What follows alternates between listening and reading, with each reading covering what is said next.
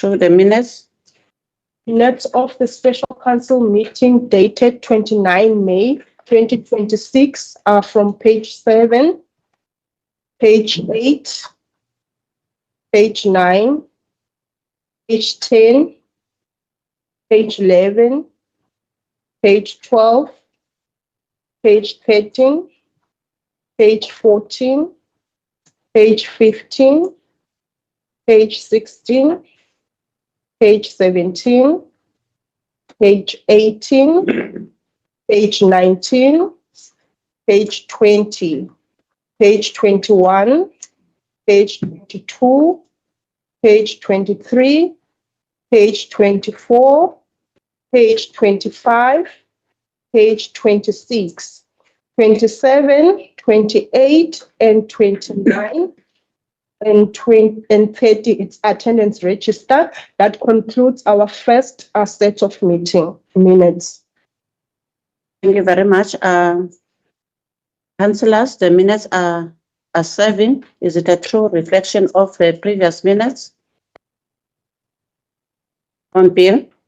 Madam Speaker, I propose to take the minutes as read and correct. Councillor Swart? Second. I signed it. Next minutes.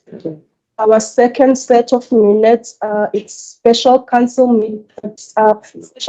minutes dated 17 June from page 31, page 32, page 33, page 34, 35, 36, and 37. It's attendance register. That concludes our second set of minutes. Councillors, is it a true reflection of the previous minutes? On Bill? Madam Speaker, to keep things going, I propose that we take the minutes as read and correct. Thank you, on Bill. Councillor Aswad? Second. Item number 6 is statements and communications by the Executive Mayor and the Speaker. Executive Mayor, I have none on my side, and you? None. Thank you. Item number 7 is presentation, which we have none.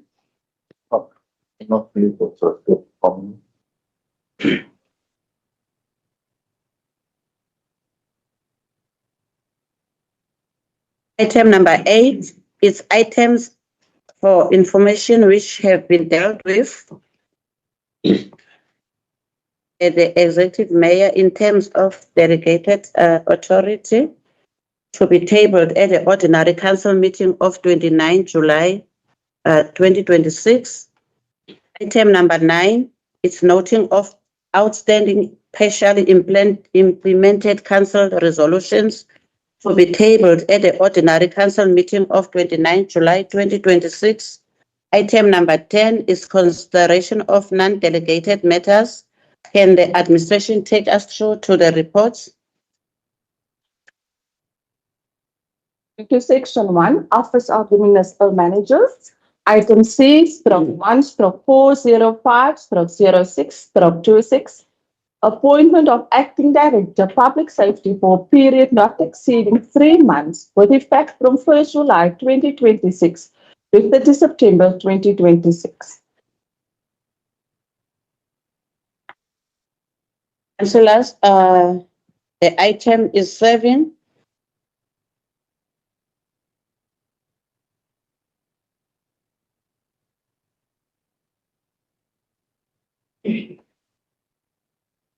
Show that must recuse himself. Mr. Angela Namtu, you are included in this item. Can you please excuse yourself?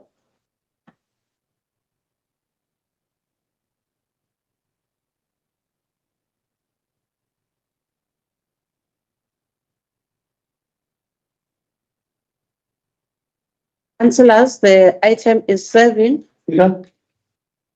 If I may, if the accounting officer could lead us or lead the item and tell us exactly, according to our database, who is it that is actually meeting the requirements, and then we can take it from there.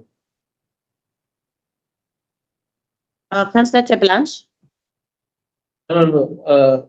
Councillor covered me, but I'm going to raise something later on if the MM, after the acting MMS lead us into the item. Okay. There's something concerning on the item. Right, can you lead us to the item because as Councillor Mangaba is saying, you must explain to us who is qualifying on this.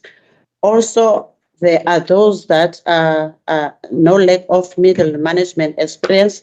Can you also take us through to that? Because I've received, as the speaker, I've received an email from Siyasanga Vandala, who is saying that the information here is incorrect. He is qualifying to be an acting director. So can the acting explain to us all? Can I, Councillor Klana, why is he sending it to a politician? There is an acting store manager. he said as the speaker was leading the agenda on his email, that what is was. So, no, let's address that. We must really deal with things correctly. An official cannot send you an email and tell you whatever, and you accept that and you address us with that. You are a politician, otherwise we will take you into task. I'm just reporting what. No, you can't report that. You can't. An official email must go straight to an acting MM. It's the acting MM that will correspond to you. Otherwise, we will deal with you because that means that is interference that you are doing. It's out there in the open now. What you were supposed not to say, you have said it in the public domain. That is wrong. And it shows really that there is a link between officials and politicians. Because if he reports to you as a politician, there's something between you and him. He didn't. No, we will speculate. Just for me. That is our Report speculation. me and the MM and How could he report to you as a politician? no. It's wrong. No, I wanted to address that. It is wrong. You must not do that again. It is wrong of him to write to me, but it is not wrong of me to You're a explain that. politician, you're a politician. It is not wrong of me to report that there's an It is email wrong. in No, you must accept when you are wrong. my agenda. MM? Good morning once again, Speaker. Let me address the last matter first. I received an email yesterday morning and the administration dealt with it. The administration dealt with the email yesterday morning, so that is, from my side, it's been handled. I want to honor the request from council. There's a table in the report. If the administration can please go to the table, which will give us an overview of the names. The first name, you will see there, experience. The experience must be 5 years of middle management. Now, there's a confusion between different pieces of legislation. The MFMA refers to senior managers, that being Section 57 appointees in terms of the Municipal Systems Act, reporting directly to the municipal manager. So you have to report to a director/senior manager in terms of the Act for 5 years in order to be eligible for a acting position as a director/Section 57 senior manager in terms of the Systems Act. So that's the one part. The second one is the MFMA minimum competencies. You have to have a certain number and specific unit standards that has been certified by the qualification board, LGCTA. If you don't have that certificate with the specific unit standards, then you're not qualified. If you miss one, you're not qualified. So that's the two criteria that we have here. So everybody's compliant on the minimum standards in terms of the Financial Management Act. They've gone through the training. They do have that standard set. The first one, then, experience.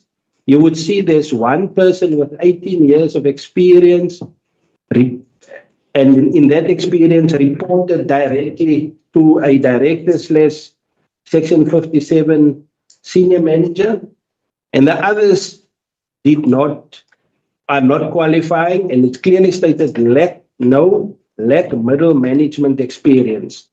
From my side, I can say that if council can remind themselves, a month ago they had a similar item before them where Mr. Sakati was appointed with the same criteria, exactly the same criteria, nothing new. And council then accepted him to be the eligible candidate. Now, I'm not going to deal with specific candidates, but there was one candidate that said, but my information is not correctly done. And I received the email.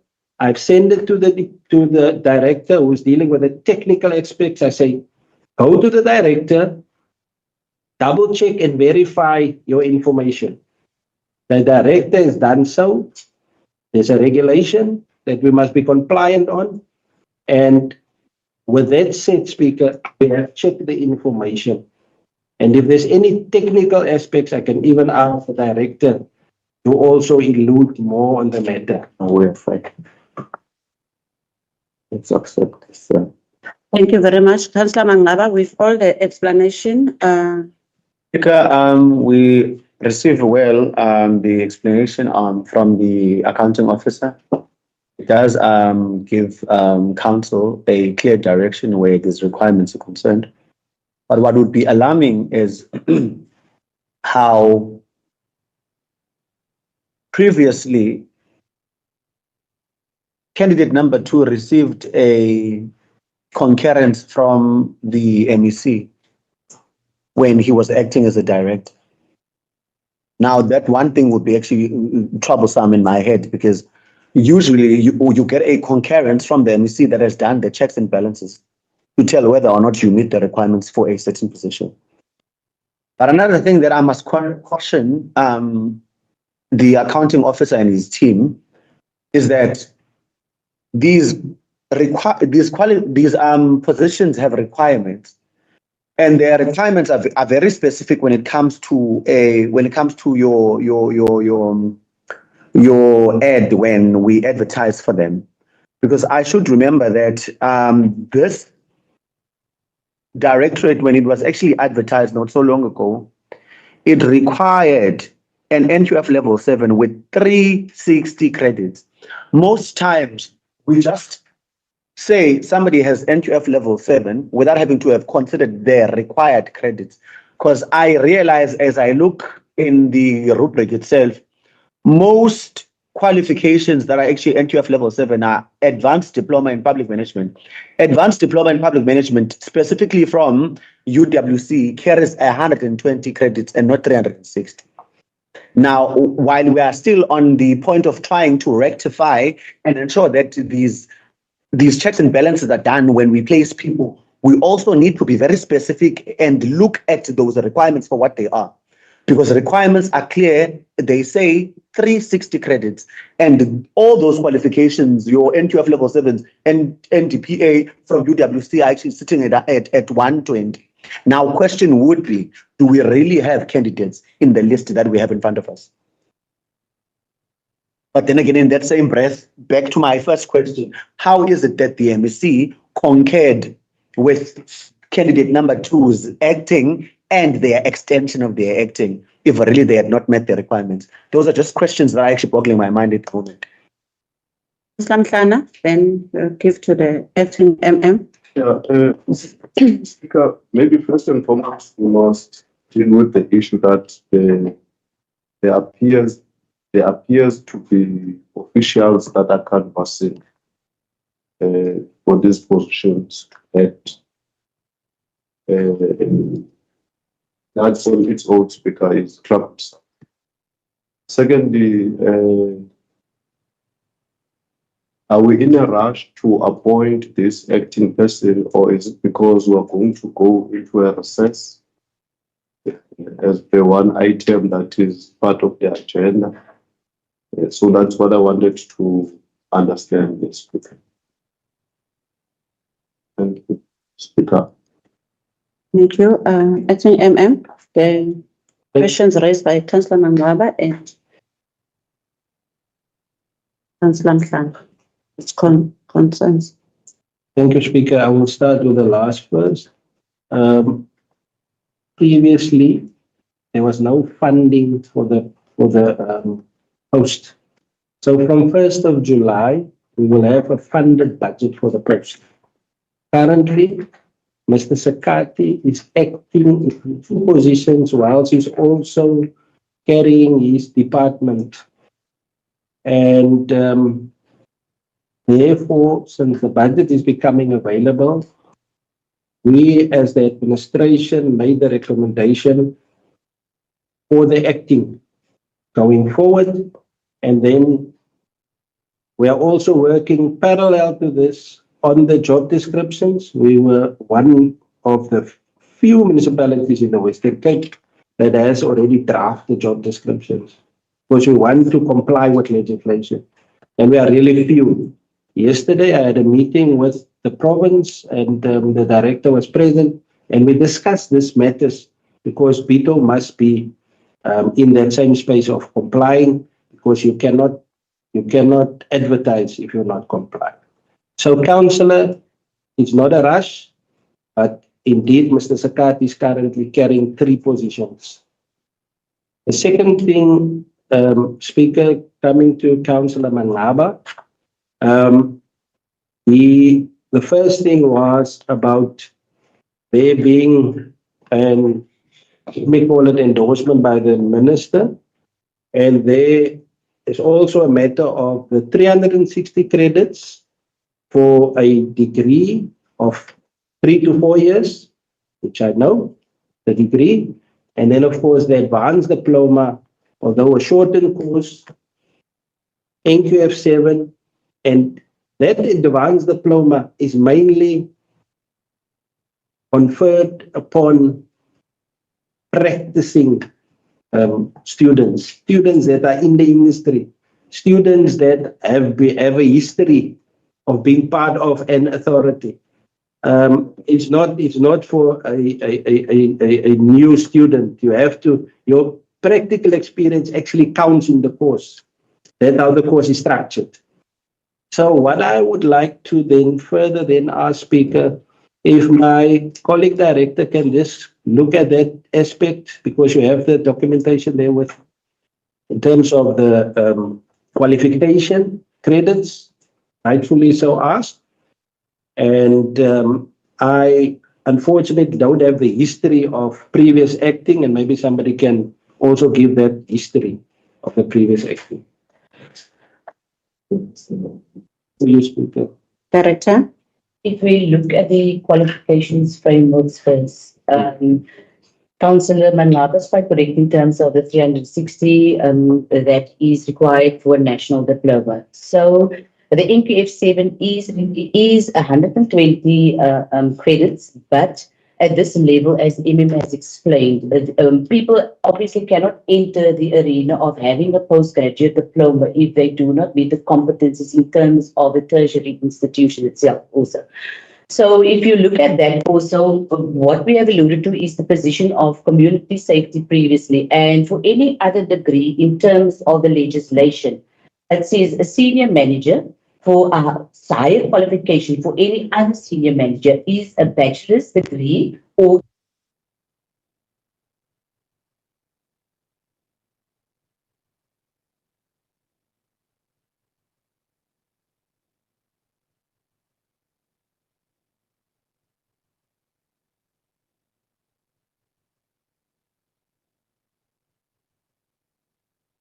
and in this case, it's really you also wait process being see, okay, we at the leading and so forth. That's why if we go a bit up, you will look at the qualification framework. I will start with the last first. Second to that, when the person previously entered, it was reported to the minister Post.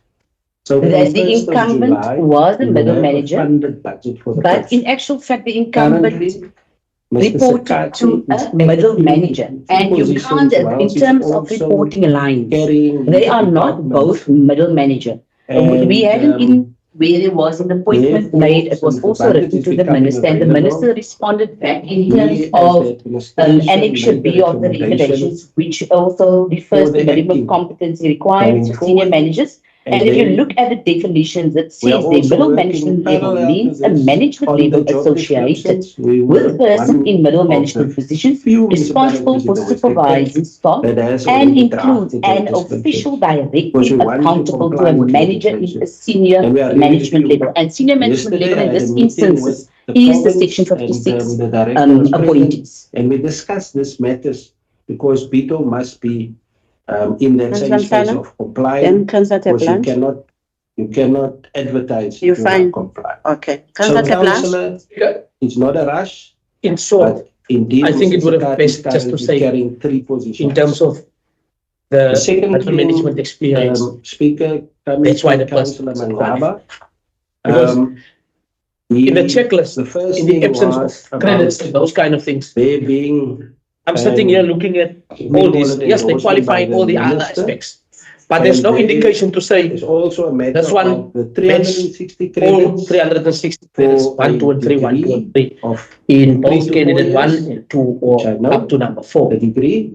But And in then, the of course, absence of that, if you advanced look at, diploma, I think the although person shortened, doesn't was qualify just based on the reporting rights. NQF7 That's and that advanced diploma Because is mainly middle management is someone directly conferred close to the upon director with practicing staff underneath. students.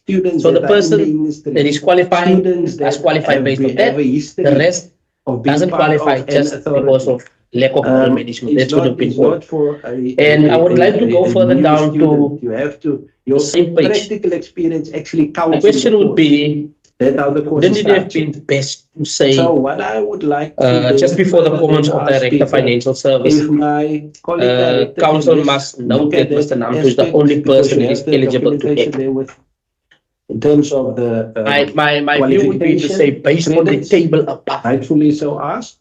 because it comes across as if it's a recommendation. Unfortunately, You see, don't have the history. Council of must previous note that acting, based and on the maybe table somebody can above, also give that history of the previous acting. These are just semantics. Director. Councillor Mangaba, then Councillor on bill, then Executive Deputy Mayor. Then Councillor Sweti. the 360. You know, with the risk of sounding like we're vouching for certain bodies. So the let's just look at facts for what they is are. 120. I hear that there's a mansplaining around 360 credits. Obviously cannot It felt like it didn't make sense, but we'll go on anyways. Speaker, at the moment we have Mr. Sakati, that is actually acting in both community services as well as public safety. I must remind this council that public safety was reporting to community services for years and years. That's never been a challenge we have in this council, that a director at community services is unable to actually cover that ground. It looks to me that we are rushing with this, that we might find ourselves at back footing where public safety is concerned. I'm not sure whether was it a complaint from Sakati that he can't now man these two roles, or is it that we just want to ensure that we have another director? Because it looks to me as though if he was able to actually do this successfully in 1 month, then we may as well push for other 4 additional months. Second to that, That's just where my 50 cents is. On bill, then Executive Mayor, then Deputy Mayor, then Councillor Sweti, then Thank you. Councillor. Thank you, Madam Speaker. Madam Speaker, my position at the moment is my interest is not so much in the acting and in the eventual appointment. The acting situation is dominated by legal prescripts and regulations, etc., and we're going to have to apply to that to avoid further problems with the ministry. My concern, however, is the person that we appoint in this position has requirements which are very specific. And this is where I have a problem. We are now having 2 people that's, let's call it competing, which is not really the right term, for the acting position. Quite frankly, I'm not interested in who that person is. However, I am deeply interested in who the person will be that eventually fulfills that role. That is going to be a critical role in this municipality.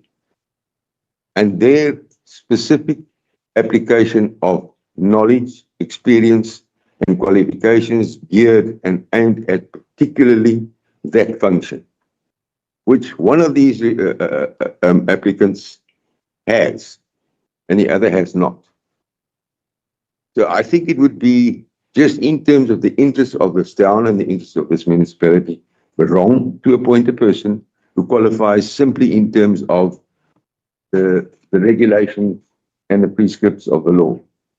What we need is somebody who qualifies in terms of real life experience, knowledge, and education geared specifically to fulfill that function. So I'm not really partial as to who's going to act here. But what I am concerned about is who is eventually going to hold this position. It will be wrong to put an administrator with no experience of law enforcement, no experience of public safety into that position. That's my concern. So I'm withholding any discussion at this point. What I want to say is, and please don't take that turn. That's not necessary. That's really not necessary. Let's be responsible people here. We're talking about a municipality, and that is the interest of this town. So with that, Madam Speaker, I'm saying that whatever goes, the acting person should be the acting person. But when we come to the eventual appointment, even if we have to apply for waivers or whatever, we need an individual with the right knowledge, the right mindset, and the right personality for that job. Thank you, Madam Speaker. Thank you, Executive Deputy Mayor. Thank you, Madam Speaker. Yes, Councillor Nel has raised the concerns that we need a person whose experience and knowing that's the whole thing of the public it's all about. But at this moment, I would say, with what that has been presented in front of us, let's go with the recommendations that are here, because the appointments and everything full-time of that position will reveal itself as it goes. So at this moment, I will go with the recommendation that let's recommend Mr. Nandu to that now. Thank you. Councillor Seti, then Councillor Tapai. Thank you very much, Speaker, and greetings to all of the councillors, directors in attendance. I would like to endorse candidate number 1 on the slide. He possesses the necessary qualifications, and I fully support his candidacy for acting directors, and that is all I can say, and that is my view. Second. Proposed by the Deputy Mayor and seconded by Councillor Seti. Councillor Tapai. No, I was going to second. All right. Regulations tells us that. Thank you. We are moving now to to the next report. You can call Mr. Namdu.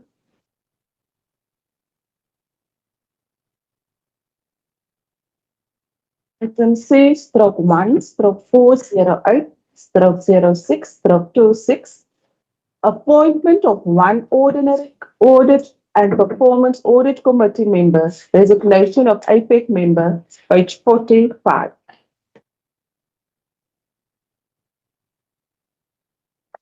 Item is 7.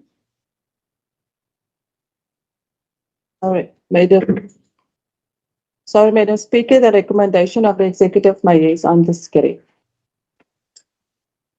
Councillor I support the recommendation. Deputy Mayor. Seconded.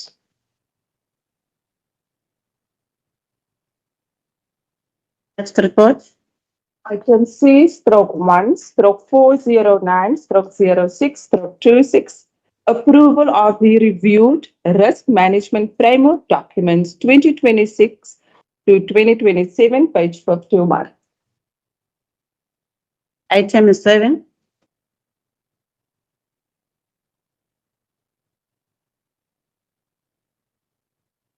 Councillor Annalise and Executive Mayor.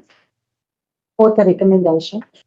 Yeah. Thank you, Speaker. Speaker, I just thought maybe through the acting ending, we can get the risk officer to just brief council on what the amendments and the policy is.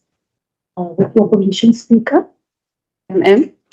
Yes, thank you, Speaker. Councillors, I've asked the administration to highlight and underline all the amendments in each of the policy documents for your benefit.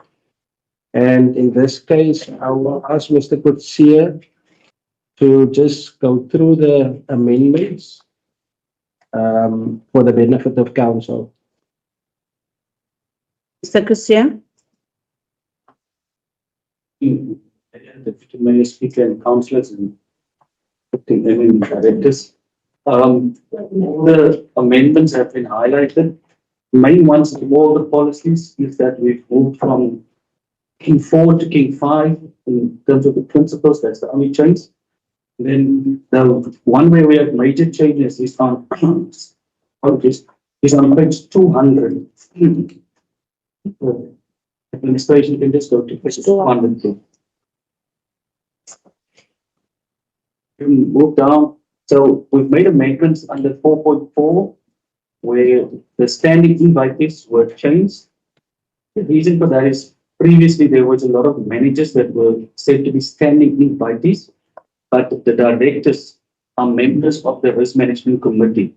So they are already in the committee and there should be no reason for the managers to be there as well. And under 4.5, we've made amendments there. Previously, it read when a director who is part of the risk management committee is absent.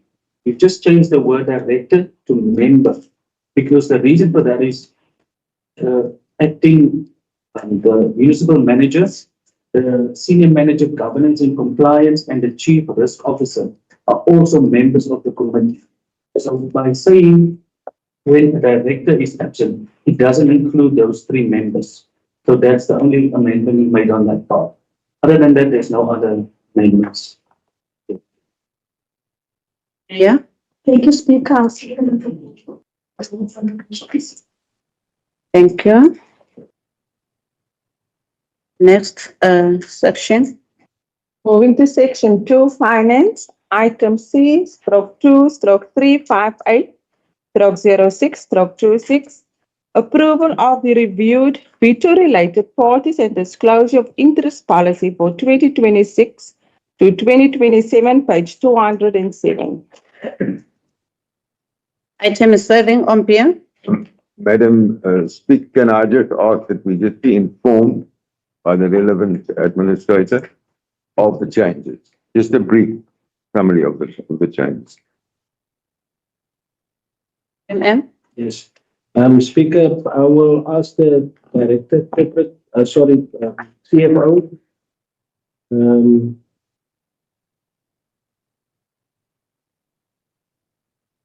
Speaker. CFO. Thanks, Speaker. I'm sure you, Speaker. The Speaker, this is the policy that is dealing with the related party disclosure. This policy, Speaker, it comes as required by the MFMA. The municipality must develop certain policies. Now, then, Speaker, with this policy, let me have a flight it on myself so I can speak to it. Okay, can be flighted, but I want to speak to it, but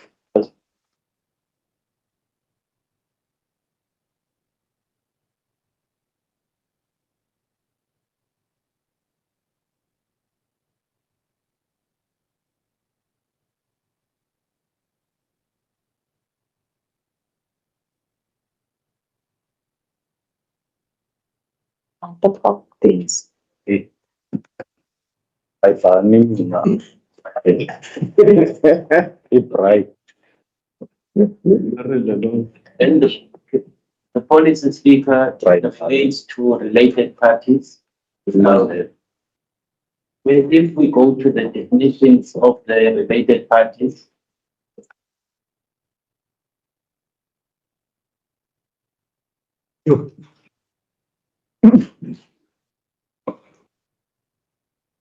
okay, in this context of this policy, Speaker, relates to a related party in the context of a municipal context. It's a person or an entity with the ability to control the other party or exercise significant influence over the other party in making financial and operational decisions. Now, if we go to the related party transaction, the transfer of resources, services, or obligations between the municipality and the related party, regardless of whether the price is charged. Now, it also explains the definitions in terms of what is deemed to be a significant influence in the context of a local government space. Is the power to participate in finding the financial and operational policy decision of the municipality, but has no control over those policies. Then it also goes and defines what money, and then also it talks about the control. The reason why I'm going to this definition is that this is a new policy. So it is prudent that we explain what the definitions are in the context of the municipality. Control is the power to govern the financial and operating policies of the municipality to obtain benefit from its activities. Then if we go to a close member or a family of a person, which is this is one of the most aspects which I found that we need to understand the context around. Are those family members who may be expected to influence or influenced by that person in their dealings with the municipality. The reason why I want the speaker to understand that context is that we are administration, and there's also a councillors who are political public bearers. Now, if we go down, speaker, in terms of the MFMA, there's a section in the AFS where we need to make disclosures.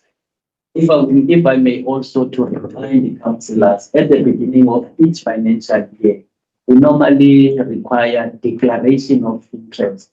There's a circulation of the forms currently, which I requested SCM to send to the councillor, so that councillors can then complete those declarations. So those declarations, they declare the interest, whether do you have a business. The reason why, speaker, that is required is that if perhaps, let's say, I have a business, I will have to declare, because one day that particular business might be doing doing business with the municipality. It will then constitute a conflict of interest.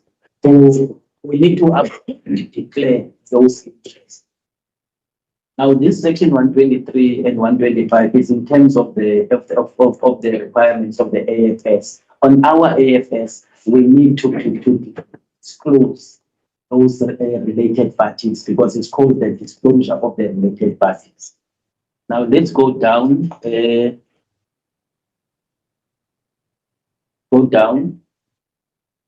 Okay, let's pause there to the objective. The objective of this policy is to set forth policies and procedures in identifying first the related party transaction, as well as the disclosure, which we do in the financial statements. Now, if we go down, we now making that identification is a reference. It's an identification of a related party transaction. Now, it says a related party transaction is defined as the ability to control to the other party or entity, the ability to jointly control another party. Now, here on this table, it now further defines what is an ability, and then it also then now gives a description which is related then to that ability. So it explains that has the ability to control to other person, and then if you go to the further description, it says the power to govern the financial and operating policies of the entity, in this case, which is the municipality. If we go down, okay, can you just go up? Now, here, speaker, on 4. Now it says a minimum. At a minimum, following should be considered to be close members of the family, which is then, this is one part that I find it very important for councillors to note. It says the person's children and spouse and a domestic worker, they become a close member of the family. And the domestic worker. Yes, because we have domestic workers in our houses. Now, if that domestic worker is doing work with the municipality and she's your employee, he or she, there's also been now who are domestic worker. So they doing business with the municipality, but now they work. You are a councillor or I'm a CFO. By virtue of that, because I will be influenced because I'm sitting in a PHC. I'm the chairperson of the PHC, but my domestic worker has tendered. And now based on that, the BAC committee will then agree to give a tender to that domestic worker. Now, tomorrow, after work, I go home, the domestic worker is there, she's doing business with the municipality.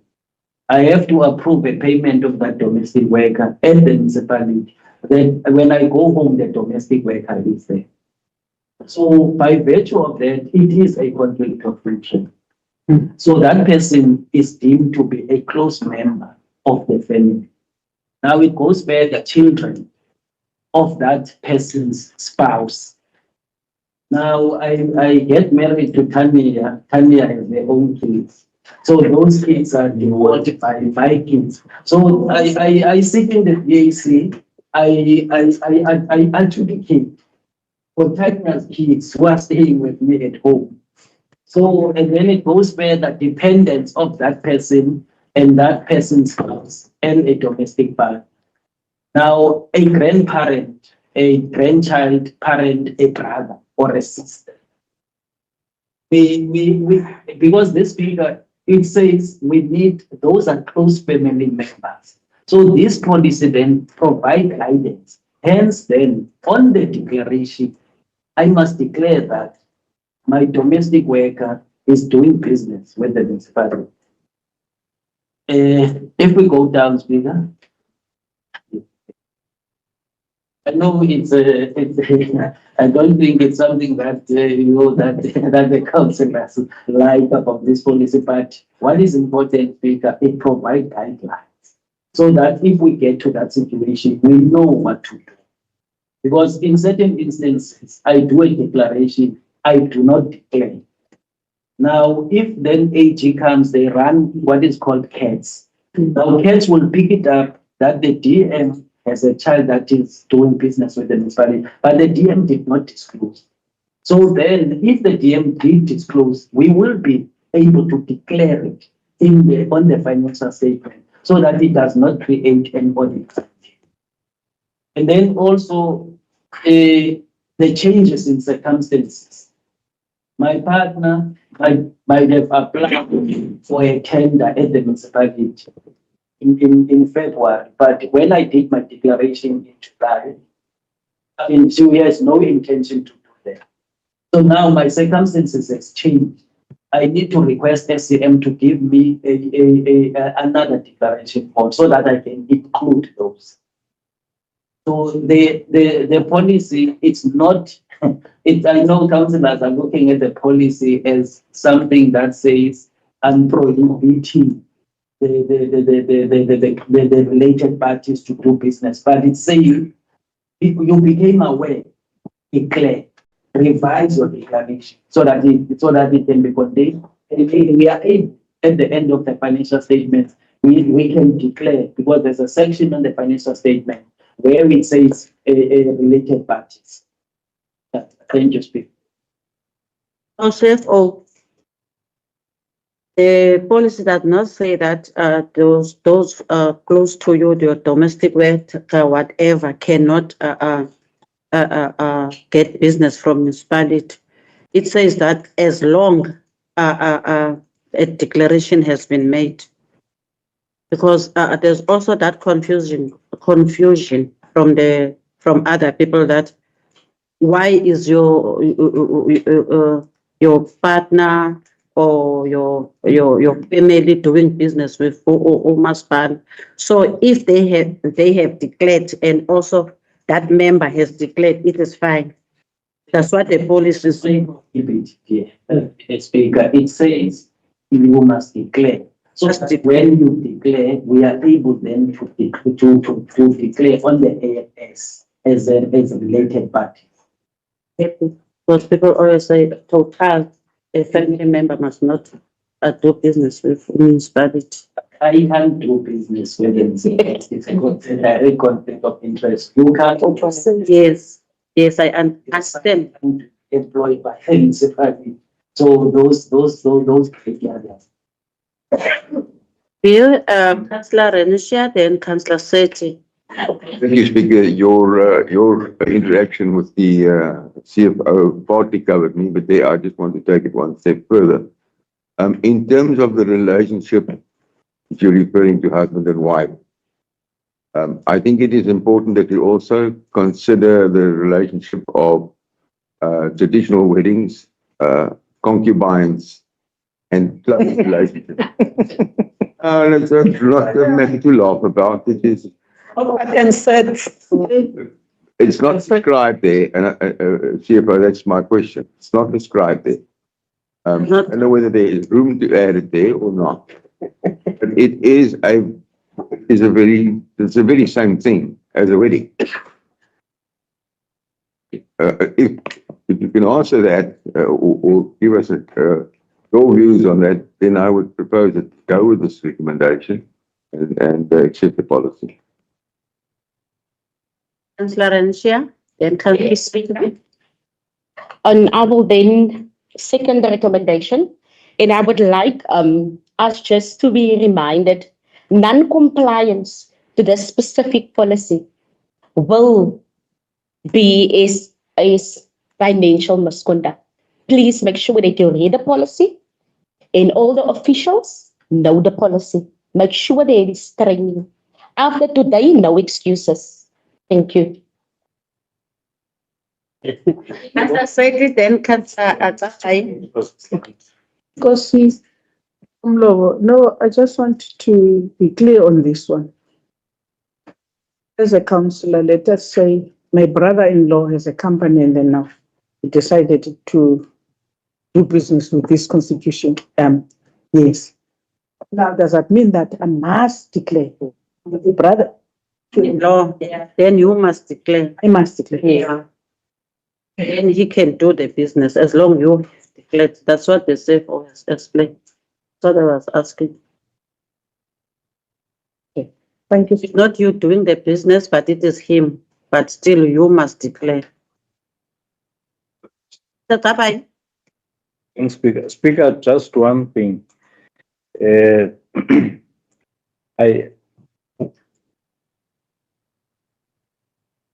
will recall that if all the files of councillors at HR, most of them don't have this form to declare.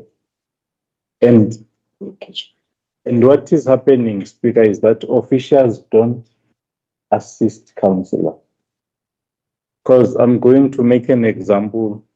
If there is a formulation of a new council, I think immediately those forms must be brought to councillors to sign and be taken back to file. Now, it's too late. The CFO is telling us about this.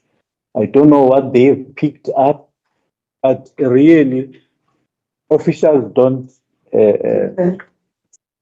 no, they don't come to us. They don't assist councillors. You see? So the seriousness of this. You will find out that when whatever hits the fan, they come back and say, you were supposed to do this and that.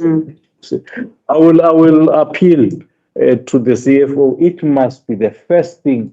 By the time councillors sign, they must be given those forms so that they can be on par with all these policies. Otherwise, it seems to me that councillors are going to be handed. You see, it is going to be a political ploy now to look at. It happened here in this municipality, a senior official handed the councillor and there were hawks running around, you see?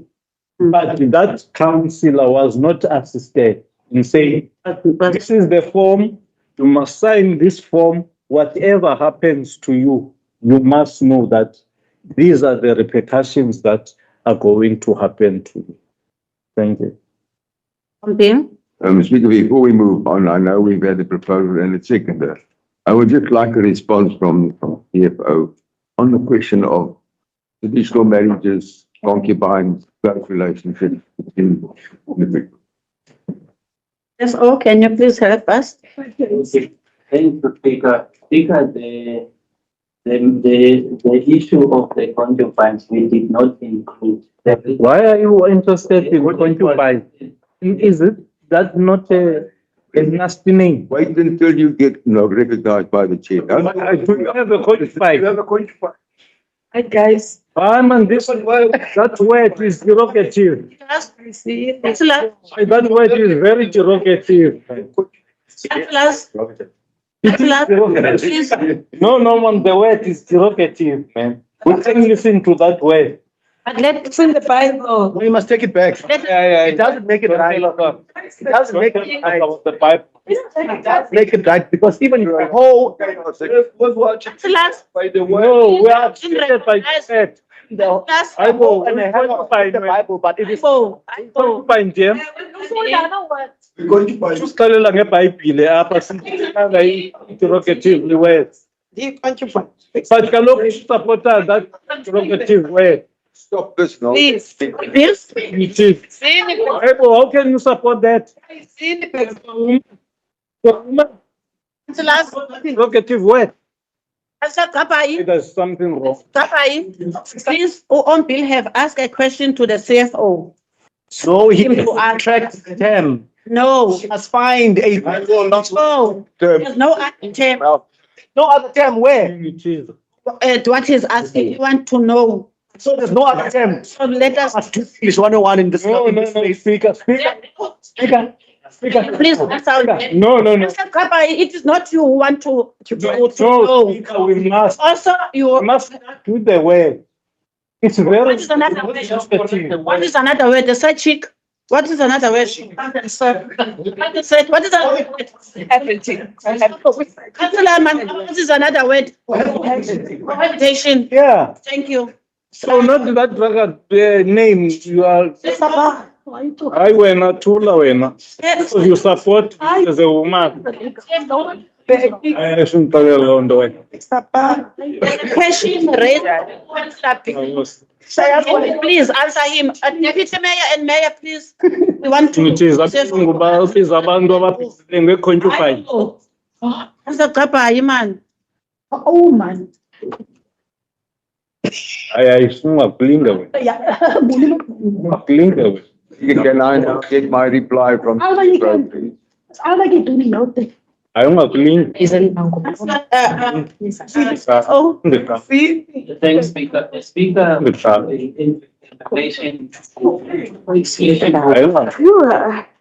relation to what? Councillors, you behave like this at the start of this council in January. We are going to the end now, but still with the same behavior. You are not changing. I don't know what you are teaching the new councillors who will come in this council chamber. You've made it now a circus, serious. CFO?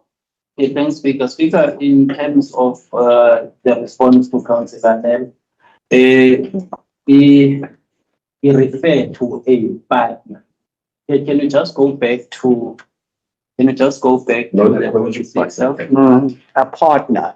No, I can't stand now, man. Spouse. To the policy.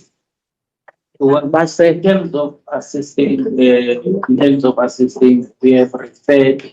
Just go to where it defines the close relationship. Definitions. Definitions. Down, I think it's at 4. No, Okay. down. Oh, number 4. Go. Down. 4.4. Standard 4. 4.4. Yes. 4. Yes, Speaker. Speaker, there we referred to a person, to a spouse. What councillor has referred to, it's a Bible, it's a word which is in the Bible, but we do not want to go into more, because we wanted to align also what is permissible in a South African law context. So we reduced the spouse, so it is covered. Fine. Thank you, Speaker. That covers me. The word spouse is accepted. There's also a Quran. From Bill MM, then we are moving. Yeah, can I don't favor Christian to only. No, we're not allowed. Why are you upset though? They're only one that's more upset than everyone else in this room. Speaker, through you, can I just add something else?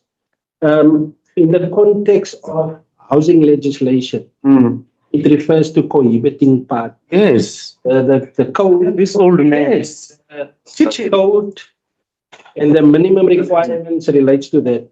When it comes to the traditional marriages, if it's not registered with Home Affairs by law, it doesn't count. So the spouse is a registered marriage. That's what I want to clarify. Actually, I'm none of the above. Let's move now to the next item. Item C/2/359/06/26.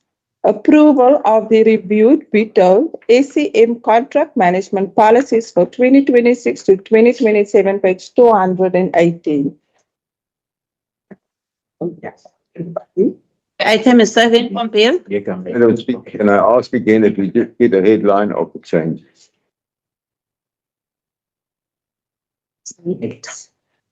FO. No, thanks, Speaker. Speaker, through you, this policy, Speaker, is about managing our contracts. I think from a procurement process, the municipality is required to manage the contract. Now, with that managing of the contract, because there's different types of contracts. There are contracts which has a fixed price. There are contracts which are time-based. There are contracts which are percentage-based. And then also, then if one look at this contract, there's a process for us in order to get to a contract. It is preceded by the procurement process that we follow so that we can have a contract. Now, this policy also assists in terms of a contract management cycle, where it differentiates different stages of the contract. From stage one, as I've said, that it's about planning, and then at the end, then it talks to a contract agreement. Now, it also defines what is permissible by the CFO, and then also by the municipal manager. And then it also now leads to a service level agreement, whereby there will be a service level agreement. Now, legal also plays a role in terms of vetting those service level agreements that will be signed between both parties, which in this case the municipality and another party. Then it also guides in terms of the contract register, which is also something that is subjected to an audit in terms of the contract register, so that we keep contract registers, which will also assist legal when they submit information in terms of the contingent liabilities. Now, also, Speaker, this will also assist us with a close monitoring of the contract in terms of when they lapse, when they are expiring, when contracts have been cancelled. And then also, Speaker, then it also makes reference in terms of in a manner where there's contracts, payments, when there's variations in the contracts. So it also provides that guidance. And then it also speaks a guide in terms of the contracts that are secured by other organs of state, which traditionally is referred to in Regulation 32. Where the gray areas in the Regulation 32, there was a circular that was introduced that provided further guidance in terms of how to deal with Regulation 32 contracts. I think, Speaker, let me not labor on in terms of this contract policy, but how the fundamental objective of this policy, it provides us with a guide on how to deal with contract management. Thank you, Speaker. Thank you, Speaker. Ombian? Speaker, I propose that we accept the policy as it is. Executive Mayor? No, I just, I see the DM's hand is also, but I just want to comment on page 49. I'm happy to see that there's a clear explanation as to when variations are allowed or what a contract variation is all about. Because it clearly states here, 6.5.4.2, a variation is mostly used when extra work is added to the project after the contract has been signed. Deliverables and value for money should be assessed. So extra work must be added to the contract. It is not for you to come and now there's a shortfall or the contractor maybe quoted was too low and now you want to make up for the value of that contract. Because if it's like that, it means the second bidder could have been the preferred bidder. I'm just mentioning it here. I think the senior officials know exactly what I'm talking about. Variations is not for you to come and to be for existing works. It's for if there's any added work that needed on the contract, and also it must be quantified. Thank you, Speaker. Madam Speaker, page 232, bullet 6.5.10.1. Panel of consultation / list of approved service providers and framework agreements. It says Bitou local municipality must not participate on a panel secured by another organ of state as a panel of consultant or a list of service provider, blah, blah, blah. We know normally we speak about the service providers that are in the list of national treasure.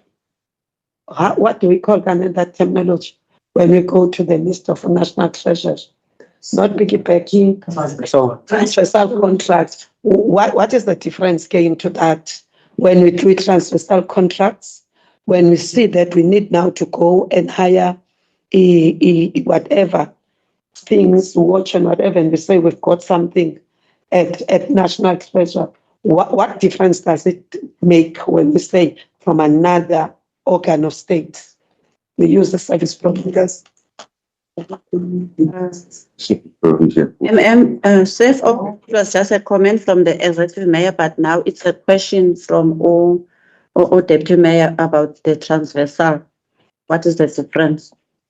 Thanks, Speaker. Speaker, if we look at that clause 6.5.10, this is precisely why that's central. Because what it means another municipality has secured a panel of service providers. Now, on that panel, there is no contract with any of those because they are invited to be in the. So there are no contract. Because now, in terms of Regulation 32, if you pursue Regulation 32, there's requirements in terms of what you must ask from that organ of faith. As they included, it's a service level agreement with that particular contractor that you have given work. So why this was on that circular, which is now required that municipalities must also put there. Now, you are letting on another organ of state's contract. When you do that, there's five service providers on the panel. Then you let into the one, then you pick up one. Now, when you pick up one, in terms of the circular, there is no contract because when you require that, you will not see any contract. So therefore, then it's actually called contracting. Now, coming to transversal contract, if we read on 6.5.14.1, It's a transversal contract enables the municipality at all levels to purchase goods and services from a central list of approved suppliers who have been vetted for cost and quality. This contract has already been negotiated on behalf of the institution and only best rates are charged. Now, the transversal contract is protecting the municipality from an abuse in terms of prices. Because if we look at the transversal contract, if we were to go to RT 57, the one that deals with vehicles, if you were to make a comparison to a dealer when you buy the same vehicle from a dealer versus the transversal contract, you'll find the transversal contract is much cheaper than it. So there's a process that has been followed. Now, when you latch on there, you're not going to start the price. You will use the pricing that has been negotiated by the national treasurer. So that's the distinction here. Because then you will get a contract, because there's a contract already. But on the regulation, on the regulation 32, on the panel, there is no contract. Because that if a municipality were to latch onto a panel where there is no contract, that is deemed to be illegal by it. Thanks, Speaker. Thank you, CFO. DM? No, I get it, but it's more about pricing that you're saving. Transversal should allow them. And people have already been vetted. Thank you. Executive Mayor? I second the proposal. It was proposed by Councillor Nyau. Councillor Nene. Moving to the next, IC/360/06/26. Approval of the reviewed Bitou supply chain management supplier performance monitoring policy for 2026 to 2027, page 338. item is 7. Pompey? Madam Speaker, again, can I just ask for a brief headline update on the changes? CFO? Thank you, Speaker. Speaker, through you, this policy, it sets the framework for monitoring the performance of the and then also, Speaker, the objective of this is to subscribe to the National Treasury regulations where it is required that the performance of service providers be monitored. I think if one may relate to many instances where you appoint a service provider and a service provider does not perform. And at times they leave sites, they abandon sites, and there are also no consequences to them. Whilst the municipality is suffering by that particular abandonance or maybe a termination as a result of a poor performance. At times, that has an impact where municipalities will lose grants because they will not be allowed to be approved for an rollover for poor performance. Now then, this policy then it sets guidelines for the municipality in terms of how to monitor the performance of the contracts. And also at times, Speaker, we always refer to a contractor must be blacklisted, but then we do not have a process that will lead to that. Because in any court of law or because if you do not have any metrics for you to monitor the performance of those contracts, I don't think you will survive in terms of a legal process. So now this policy then it sets standards on how the municipality must then monitor the performance. Now, what I must also say, Speaker, in terms of this policy, the standard performance criteria in evaluation. This policy, it's within the threshold of 300,000 and above. So we have not included the ones which are below 300 This policy comes to council for the first time. So I think then it is also important for us to be able to use this policy in the 26-27 financial year. Now, after we have measured or the effectiveness of this policy for any bids which are in 300,000 above, we will then cascade it to the below threshold. So I think the need for speaker for now. Dan? Thank you, Madam Speaker. I propose that we go with the recommendation. Thank you. Any seconder? Councillor Olivier? Next item. Item C/2/361/06/26, the fourth adjustment budget of the 2025/26 medium-term revenue and expenditure framework, page 253. Can take the recommendation by the. Item is 7. Jessica, is there something you want to say? Yes, Madam Speaker, I just want to indicate that this item was withdrawn by the mayoral committee, and there has been a item circulated under item C/2/263 per the addendum 1 that we will refer to. So. Okay. Madam Speaker, I just want to be very clear. Are we now dealing with the addendum as the item, or we are dealing with the withdrawn item? No. We're dealing with the addendum now. Dealing now with the addendum. Now, if we can move just to the next item and then we will go to the addendum, because there's a next item. What should we do? Should we deal with the addendum? Amen. I'm just saying the item was withdrawn, but the executive mayor said this morning, deal with the item. I don't know if that's the next week. It says another item now. Okay. Executive Mayor? Can I just speak correctly? If you look on page 253, the item number is item C/2/361/06/26. That was the item that was originally contained in the main agenda. Is that correct? Correct. And because Michael withdrew the item and the administration had to go and do the checks and balances, the item was brought back to council under a new item number, which is now item C/2/363/06/26. So the prerogative of the speaker, if you want us to deal with it when we get to the addendum, I don't have any problem. But I just need council to note that there's a change in the item number, hence this one is withdrawn. Thank you, Speaker, for that.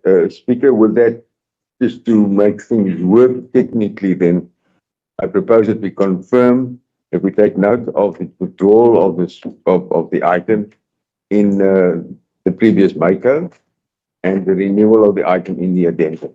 And then, as the mayor has alluded, I would propose that you deal with as you choose as the speaker. Would you want us to move directly to the addendum now, or wait its term at a later point? Let us deal with it when we go to the addendum, when we get there.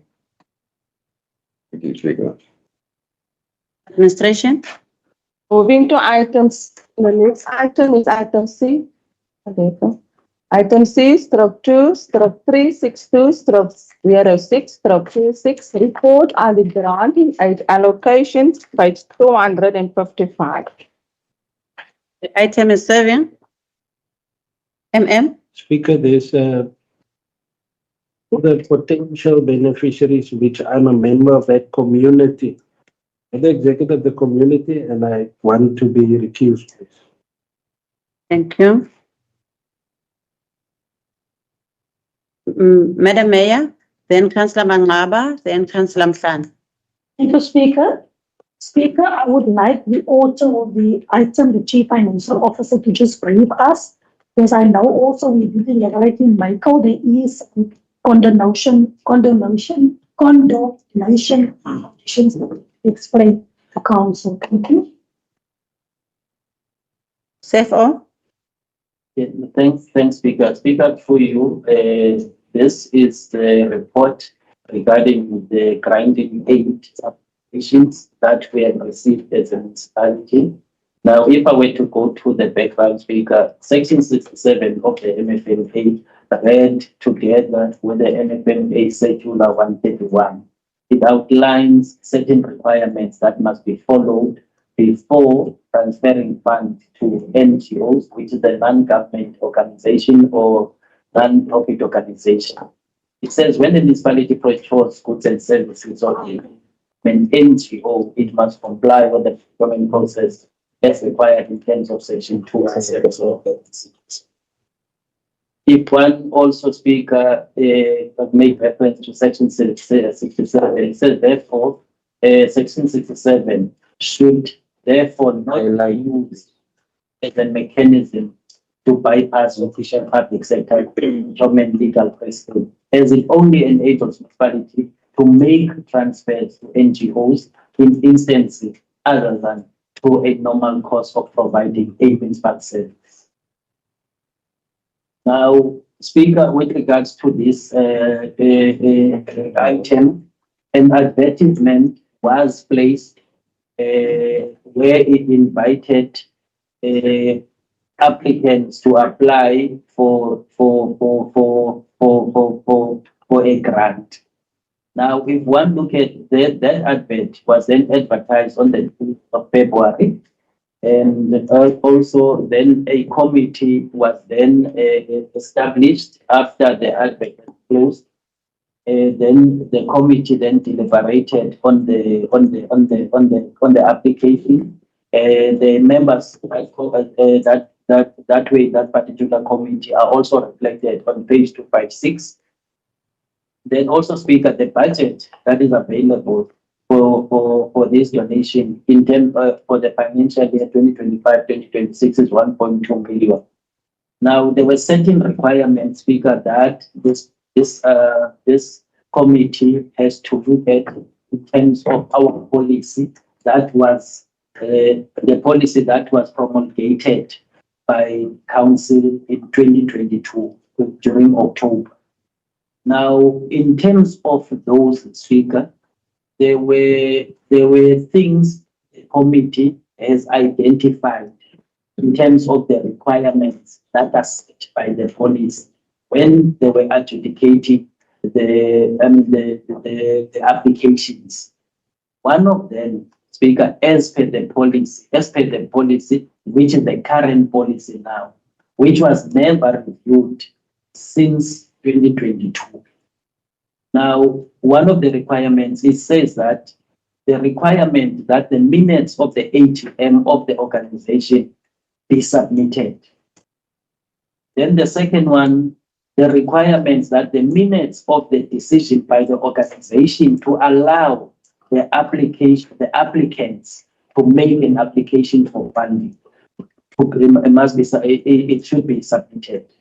Now, if you look at the third one, it says the requirement that a certificate showing that the organization is tax compliant be submitted. Then, Speaker, the fourth one, it says that the requirement is that it be shown that the organization is not in arrears with municipal accounts. So these are the requirements, Speaker, with these were amounts of the requirements which the committee has to look at. And the committee, after perusing all the applications that we have received, they deemed that no one will be eligible to get any donation from the municipality. So therefore, then Speaker, then the committee then proceeded with the adjudication using all these criteria. Then what was common amongst all? It was the non-adherence to these 5 policy paragraphs. Then they proceeded, Speaker, where they were out of the 44, 22 were compliant. Now, when they say 22 were compliant, it includes it includes the 4 above. The others that were excluded, Speaker, they did not submit many, or I mean, the majority of the documents. But those that were sort of deemed to be eligible, they were only 22.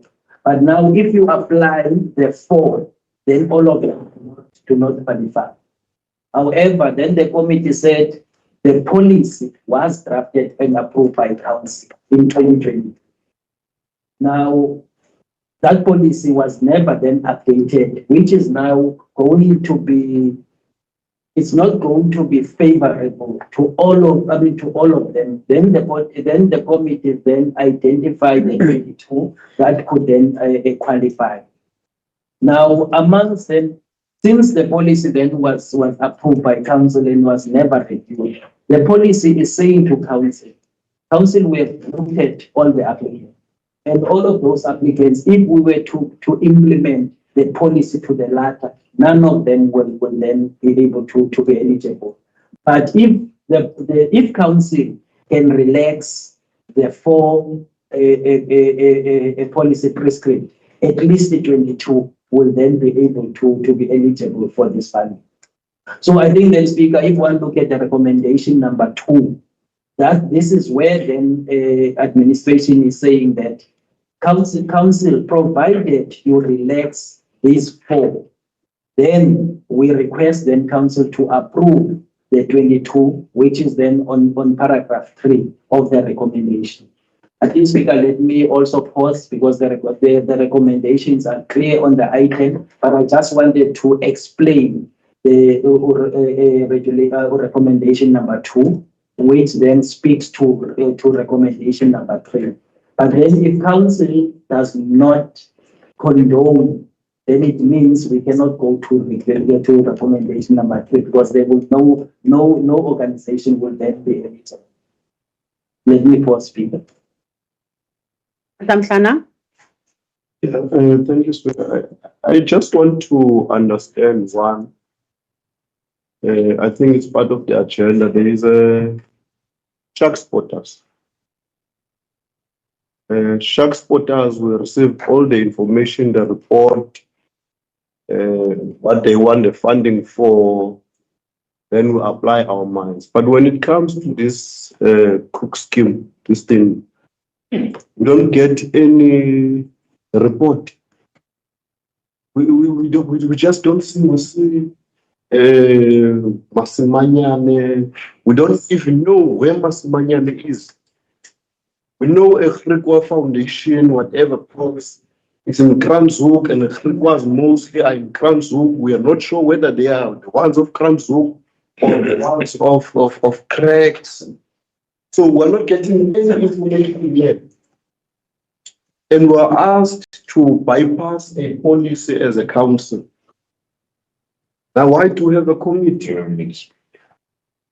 If we are now, we must be asked to bypass a policy. Why don't the committee then say, here is the policy, these are the issues in the policy, then we deal with those issues in the policy. Not that we were given this information, you must give 40,000. In fact, in the body of the item, it says 40,000. When you go to the CFO recommendation, it says 45,000. A 5,000 is added now to the 40,000 that is there. That was initially recommended. So I'm not sure what is happening with this. We're not given enough information at all. No information. The only thing that is attached is your policy and your legal framework. But we don't know who are these people.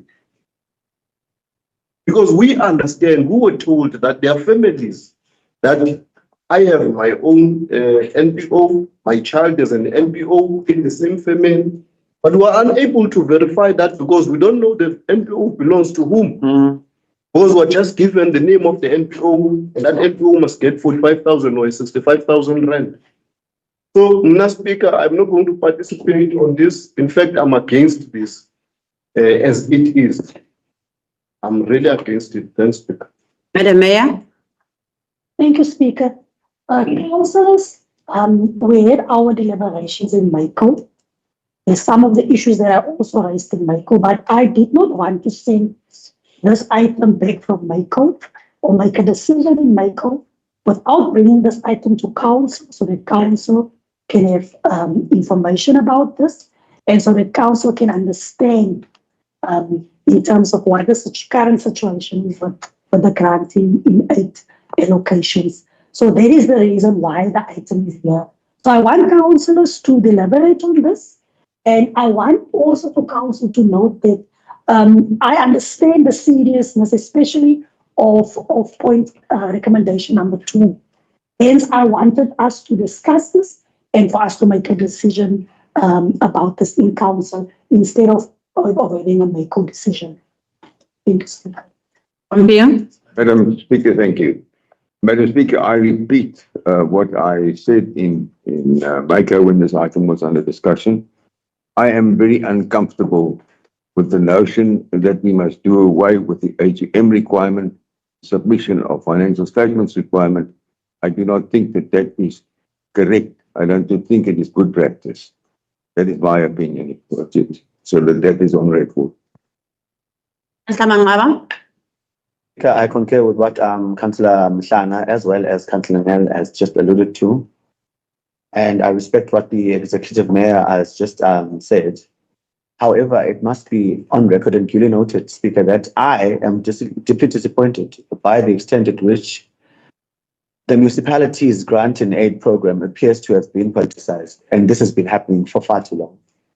It is particularly concerning that many of the same organizations appear to receive funding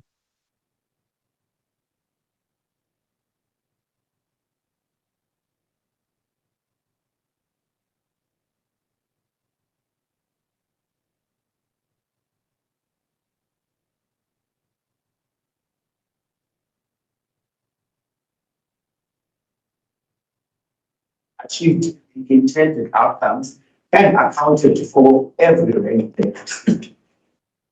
Public funds must be administered in a manner that is transparent, fair, and accountable, Speaker. Repeated funding of the state organizations without rigorous monitoring, evaluation, and financial oversight risks, creating the perception of favoritism. And we see it in the list if you compare it with the previous list, but I'm going to go through the previous and the current like for like for you to see that I'm not grasping on stores. I therefore call the municipality to strengthen its oversight mechanism, ensure that all recipients are subjected to regular audits and performance reviews, and allocate funding strictly on the basis of merit, compliance, and demonstrated community impact. Speaker, if you can zoom into the list we have in front of us. In my phone, I have a list of the previous grant and aid we actually issued. I see Youth for Change, and there's a 65,000 next to them. And Youth for Change had received before 40K. At the very least, I would need a confirmation from the committee as well as the CFO of whether or not they had received reports of such, and whether or not is it acceptable that people must be repeatedly getting monies from the institution, particularly for grant and aid. I see, and needless to say that the Youth for Change is actually a DA NPO, but we're not going to get there now. I see Native Roots. Previously, they received 90,000. Lo and behold, they are here again. I see. I don't see Youth for Change in this list. Where is it? I see Simile Singomama. Previously, they received 40,000. There's recommendations for another 40. I am, Oshem, no educator is not here this time around. But You can skip that. oh God. But Speaker, moral of the story is there's repetition. There is a repetition. I need to understand, is that acceptable? Secondly, are the reports received of the previous spending? Have they accounted for what they said the money is for? The There's quite a number of repeats here, and they are all aligned with the leading coalition, unfortunately. Which then begs the question for me that is it done fairly? Because we are all community leaders. We know of NPOs that are actually housing the homeless. We know of NPOs that are actually taking care of communities. But probably based off the fact that they're actually not aligned with the leading coalition, that we don't find them on the list, it is a question, because I'm saying a repeat again for women of change. These are things, Speaker, that we should not be debating, and especially where granting aid is concerned, because we know what this money is actually meant to achieve. And at the moment, it is not doing what it should. I'm not sure whether we are pushing granting aid because we want to fund campaigns, or have we really lost sight in terms of what the essence of granting aid is? Perhaps we should rejoin our heads and restructure a way in which we can address the issue of granting aid, because at the moment, we are losing the plot. I'd written over a year ago to the MEC stating exactly that granting aid in this institution has become a vehicle of easily moving funds out of the institution. But now I beg, Speaker, that we should not be brought into council to actually rubber stamp decisions that are actually underhanded. Thank you. Councillor Mangaba, as you have the previous list, and then now we are mentioning women of change. Is she also there in the previous and then now? You are missing the crux of my argument. Oh, I want to correct something. Don't make an example that is not there, because it's misleading now the public. If if a person was in the previous and then now that person is also again here, it's not just the truth. If you want the conversation to be about women of change, I can provide proof. Yeah. Yes, they had received in the institution. But the truth is not about it. It's on the previous list. Don't make an example that is not, because you are missing. You are deviating from the point, because I can prove it to you that they had received before. And I have records on that, but they are not my point of departure. The 3 years they didn't not receive. For the past 3 years. Yes, serious. I'm serious. No. How do you know? Because I also have the previous list. That's why I'm saying, is he also looking on the provide you proof? Because I have many. I can provide you proof. 3 years, 5 years. They are don't make this about them, because I can provide you proof that they had received 208 before. Don't be personal. Therefore, here Councillor Mangaba is asking that it is correct for a person to receive a granting aid for maybe 3 consecutive years, or must it be once off in 5 years, then the others? Or what is the criteria? Why do these people repeatedly getting a granting aid? Why are they qualifying every year? I think that's the. In answering your question, Speaker, the policy sets a requirement. Now, those requirements are a yardstick to measure whether these organizations are eligible to obtain this funding.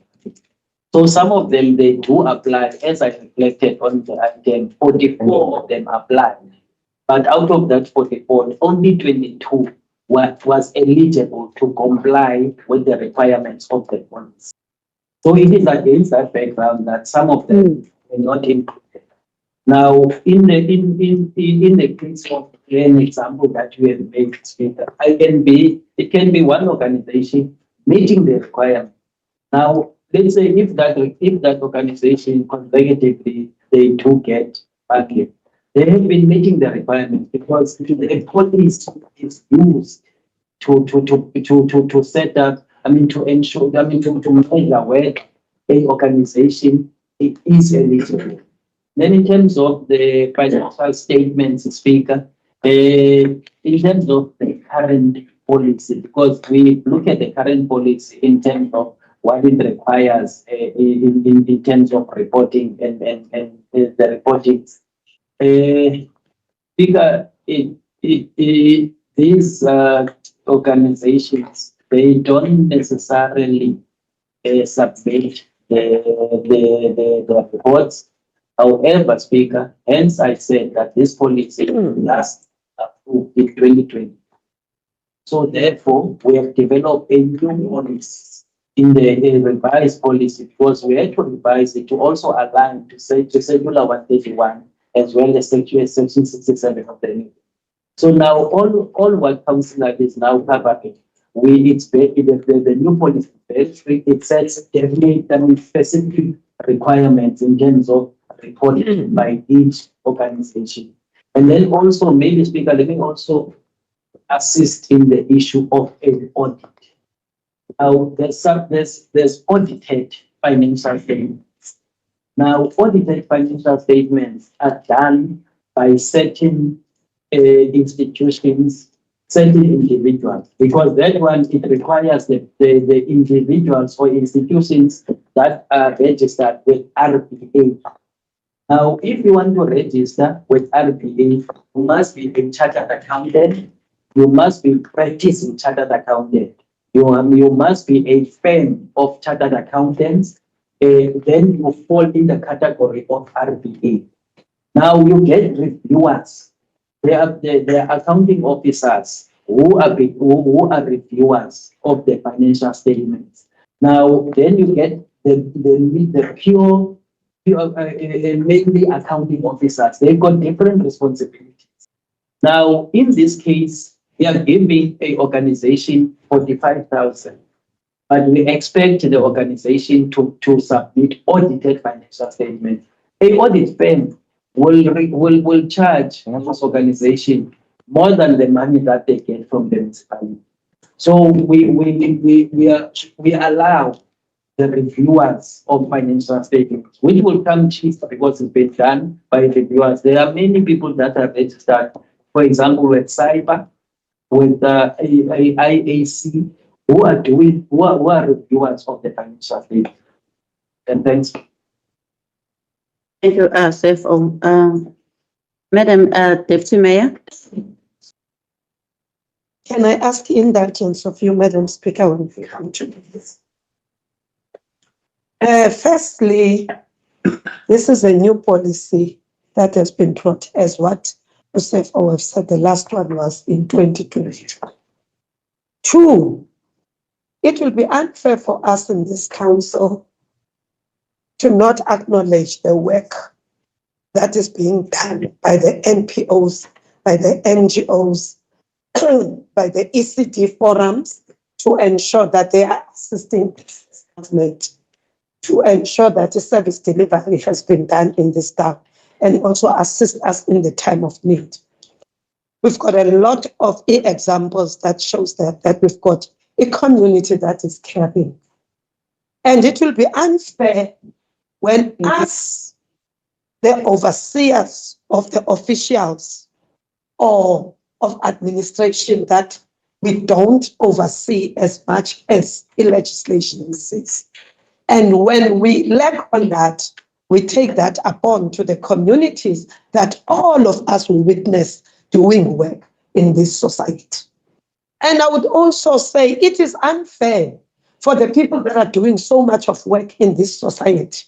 When they comply, they bring a compliance that is needed. When it's us, we take them that they are aligned politically. I would profusely say it is unfair. All these of the NPOs we see there that are listed, we see them, we are tested doing the good work. And it is unfair when we quote them now as if they are doing nothing. Especially if we talk about native roots. We can go now there and witness. It's unfair when we talk about native roots. We can go everywhere. We can see the type of work that they are doing. Even that 40,000 that is allocated to them is so offending. It is just something to say. It is unfair we quote or educate or women of change here, but all of us who are in the communities that we can see the work that they are doing. The AGM thing, if it was emphasized when the briefing was done to these NPOs, I'm pretty sure that they would have made the effort. Same as the audited statement. Firstly, monies were got here with the bank, proof that their people are banking. Then as they were growing up, then the audited statement came. And it is unfair now. We feel that even that one of the audited statement, the kind of finance we give to these people, we cannot see ourselves. We give them only 50,000 and 20,000 just goes to other people that they are not doing.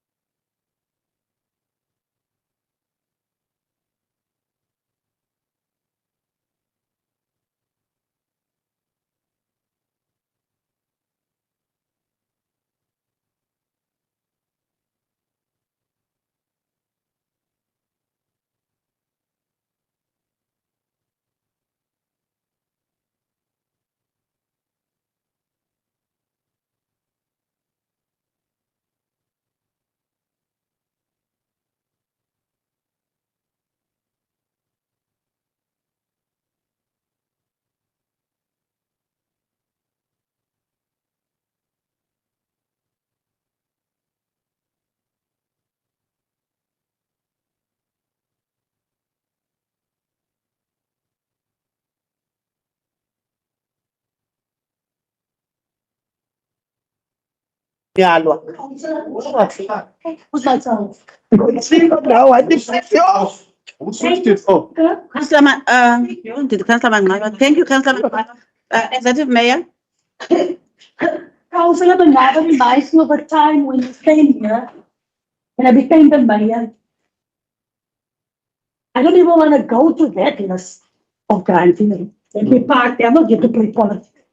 Khalil, I'm not here to play already started, babe. What I'm saying is that council. And they born may emotional.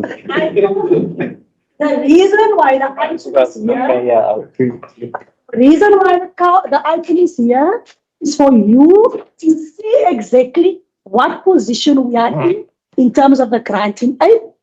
I did say to you, this is in the interest of transparency. Let us not play politics with the organizations and say derogatory things about these organizations. If council we are in a position that we don't feel comfortable to condone, especially, I think the AGM requirement is fine. The minute is probably fine. I think item C, which referred to the certificate, tax compliance certificate, I might be a bit uncomfortable with that one. And then also D. The DM has also raised a very important issue. Within this item, there is contained in this item a revised granting a policy. I am comfortable, Speaker, and councillors, I'm not comfortable to condone. I will support that recommendation for the new, and in the new year, we rather do the capacity building with the NGOs in line with the new policy, and so that they can understand there is requirements for them to actually account to council. I understand what councillors are saying. My objective here is not people of this councillors, is not for us to, in actual fact, now discuss these NGOs, this and that. It is for council to be aware this is the situation. If we don't approve the granting, we know why we are not approving it, and we move forward in the interest of transparency and accountability to council and to the public. Not for us to sit and insult one another. That is not the purpose of this item. So make your recommendation and we can decide moving forward. Thank you. Ayohlala kwi-community yakho.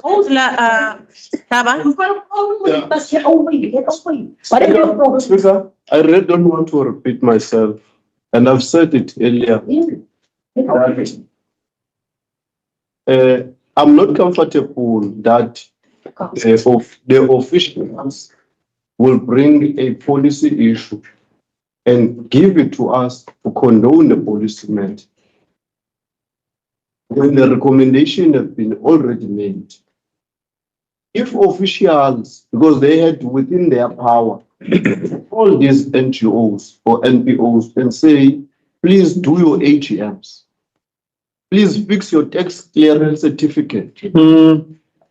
Like they are doing with some tenders, because they speak to those service providers. They don't bring those service providers to us that we must condone that they do not have, they are not tax compliant. So that's all I'm saying. And what else I'm saying is that we need to get information. We need to know who is people of love.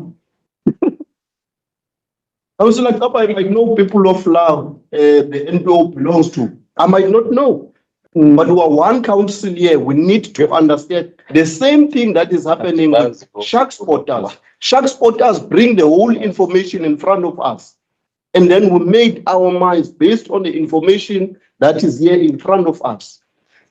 Does it that's what animal welfare so that's exactly what I'm trying to. So I want to propose that. And it is doing a good job. There's a proposal, ma'am.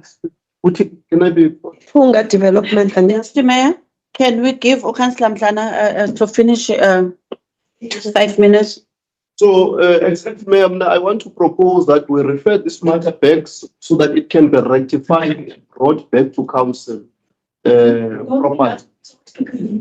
Speaker, I support the proposal. I know, pause. Councillor, And they are doing a great job. Mayor? Thank you, Speaker. Speaker, what? Looking after. Can we go to the recommendations from the Executive Mayor, please? I'm gonna, because we are at the end of the financial year, and if we are not comfortable, all of us, then we need to reconsider. Can we go to the recommendations, please? And then we must realize this will only then be in the next cycle in terms of granting aid. So the NGOs and the NPOs, and people must then understand that these are the new requirements in terms of the new granting aid policy. We make sure that we workshop that policy. And we make sure that we bring transparency. People, this is public money. We bring transparency in this council and to the public. So let's go to the recommendations. I would say that council take note of the report. And then on recommendation number 2, council don't have to accept those recommendations. We can make a recommendation from council here to say the council is not comfortable to condone, that the condonements be granted. And then, that's it. But what the deputy executive mayor was saying is totally different from what you are saying. I am bringing my proposal here as the executive mayor. That at the end of the day, need to take responsibility for the recommendations that I'm putting before council. And I cannot, with financial matters, if councillors are not comfortable, all councillors are not comfortable. I cannot with financial matters. Excellent, DM. That means your DM was out of order. No, councillor. DM was talking, we feel Excellent. Executive Mayor, So that we can finish this item, please. come around and give you a hug. Councillor DM. Speaker, Madam Speaker, I'm appealing to this council that we should never make mistakes that we've done or never review the policy with all the things that we've observed since 2024. We've never rectified the review. I support her as well. I'm more Councillor Mshana. You can't be supporting when someone is. Are you a preacher? Why? Yeah. With the fact that us, the policy was Preaching is, true. And the thing can't listen you are to reflecting, preaching. it's things that we have noticed as early as 2023, 2024, 2025, and we have never taken that to us. Even the administration, because us as councillors, we don't interfere. It's administrators that they do that. When they pick it up, they bring here to condone things that we know that it was for us, this institution, to ensure those things were supposed to be done. The reportings that must ensure to be there. We should never punish our communities because of that. I'm here to appeal, Madam Speaker, that let's give our people, they've already applied long time ago, and they are doing good work. We are coming from it floods, from it droughts. These people were there. They went overboard. I'm asking you because the AGM was never been mentioned. We briefing that were there. The things of the tax matters, I know for a fact that those that they went didn't bring some of the things we saw that we can approve this. And we can circulate it the whole and finish our councillors. These are the matters, the committee that saw which one were there, what things that they were not shortlisted for. But I'm appealing, please, guys, like this doesn't even need a vote. It doesn't need a vote. It's just a tax. Tax matters. I just want that people were no. We support you.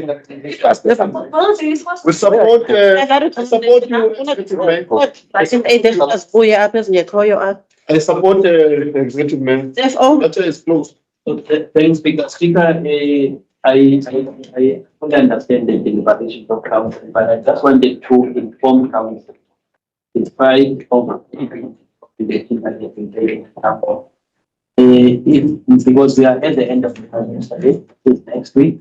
So therefore, in the 25-26 financial year, no NGO or no organization will get a donation in this financial year. It will only get done in the next financial year, which is 26-27. So I just wanted only 2 months. Understood. Speaker, thank you. I second it. Mayor, Also made by the executive mayor. Support you, executive man. I'm very happy because there are people who are working tirelessly in this community that are not included here. So I happy when it came back, all the people that we want to see here, it will be more than this 22 because there are a lot of people that are not included here. That should have been included. Even if budget will be there. If in Plettenberg came back, they are not here. So I am very happy. When you rise with Let us not see it as a victory. Let us not. your mother-in-law don't DM, Let us not see as a victory for those who are clapping hands. Let us not see it as a punishment. As the speaker is speaking, let us not see it. Let us not see it as a punishment for these people not getting granted. Because also in the next round, they will be here, they will remain here, and also speakers will be topped up. So this number is too little for our community. Don't mention. I'm very happy that also give the chance to be included here. I'm very happy. Support you detail on this. Hi, Samgele. I'm in love with you and the executive mayor. We are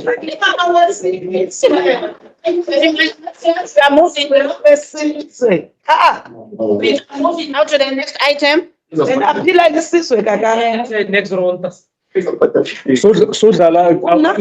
to be on record.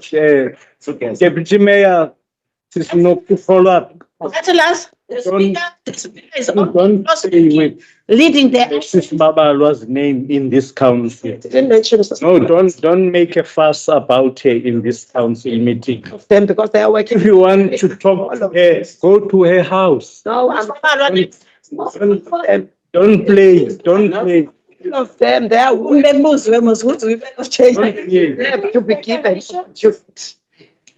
All of them. Let us move to the next item. No. Don't mention her name here. That's what I'm saying. You see? Because it's things that are going to follow you in the community. That you are playing with people's names in council.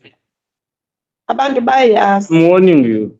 I'm a patron of it. Item 6/2/363/06. I've got nothing now, and because involved now anyway. We can't hear When are you involved? I'm not. who's reading the item because you're making noise, please. It is not allowed in the rules of order. Can I make a point of order, please, Speaker? Speaker, when councillors want to have a powwow and a chat amongst themselves without going through the Speaker, without following the rules of order, please excuse them so that they can go to the committee room and have their chat there. But just please, while I am busy, I am on the floor, I do not need your interruption. Speak to the Speaker. That is what I'm appealing for, Speaker. I am appealing for responsibility, and people are watched by the public. Look at what we are doing here. It is a sin. It is a damn shame. Excuse my language, Speaker. It is a real shame. It is not a reflection of what the council should be doing. There is absolutely no order in this house. People just start speaking and shouting at the top of their voice so that it can be heard down the street. It is a horrendous mess, Speaker. There is need for decorum and process, following the rules of order. We are making fools of ourselves in the eyes of the public. It is a shame. Please, Speaker, if there are times when people just can't control themselves, I think, Speaker, it is your responsibility to break council and let the people go out and cool down, or let them go and have their shouting matches in the committee room or elsewhere. This is not the place for that. So, Speaker, please take control of this meeting. You are the Speaker. You have the right. You have the rules of order. You have all the tools to control it. If you can't control it, Speaker, then take a break. Let the people go out and cool down and come back and treat this place with respect. Thank you very much, Speaker. Thank you very much, Ombio. The item is serving. It has been read on record. You haven't had. Oh, okay. All All right. Look, can you please read it again? Item 6/2/363/06/26. Report on procurement deviation at SCM regulations 36, open brackets 1, close brackets, open brackets A, close brackets, open brackets IV, close brackets, from page 288. Item is serving.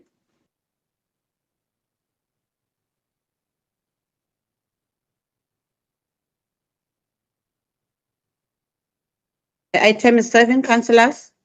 Councillor Annalise. Put the recommendation. Madam Mayor, Seconded. councillors, can we now take a 30 minutes break? Thank you. Bigger.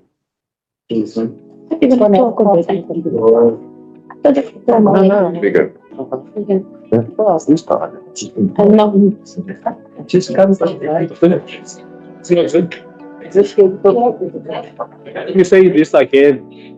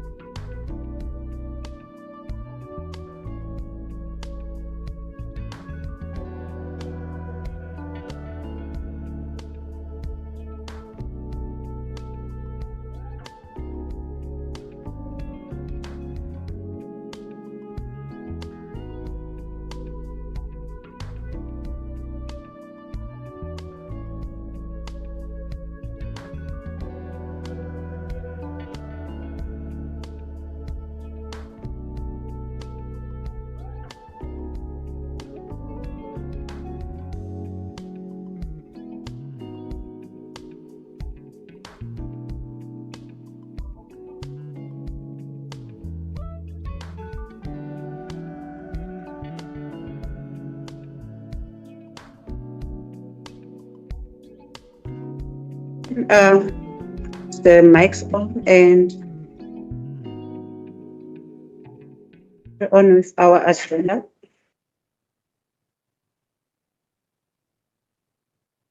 Madam Speaker, before I read the next item into the record, I'd just like to draw your attention that I have duplicated item numbers.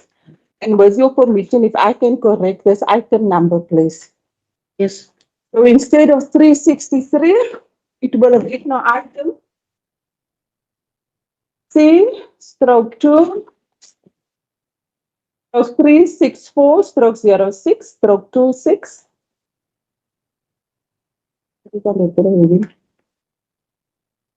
Reading asseblief I can't say. Item 7, Madam Mayor.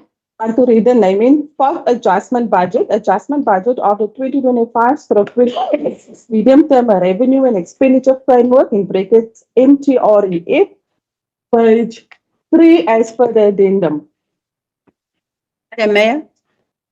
Madam Speaker, I would like information that is a CFO. Otherwise, we can give directly to Christopher Payne, please.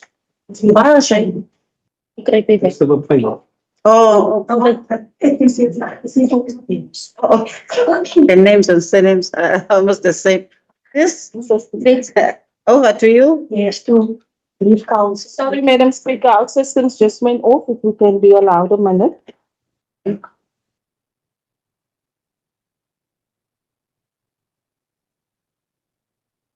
It is strange when Christopher Payne must speak, the system will.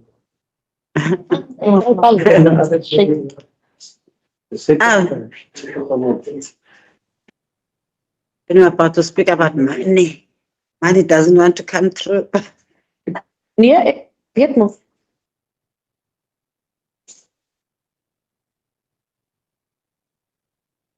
I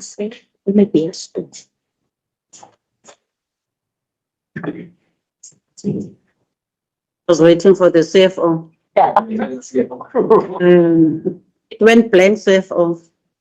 When you came back.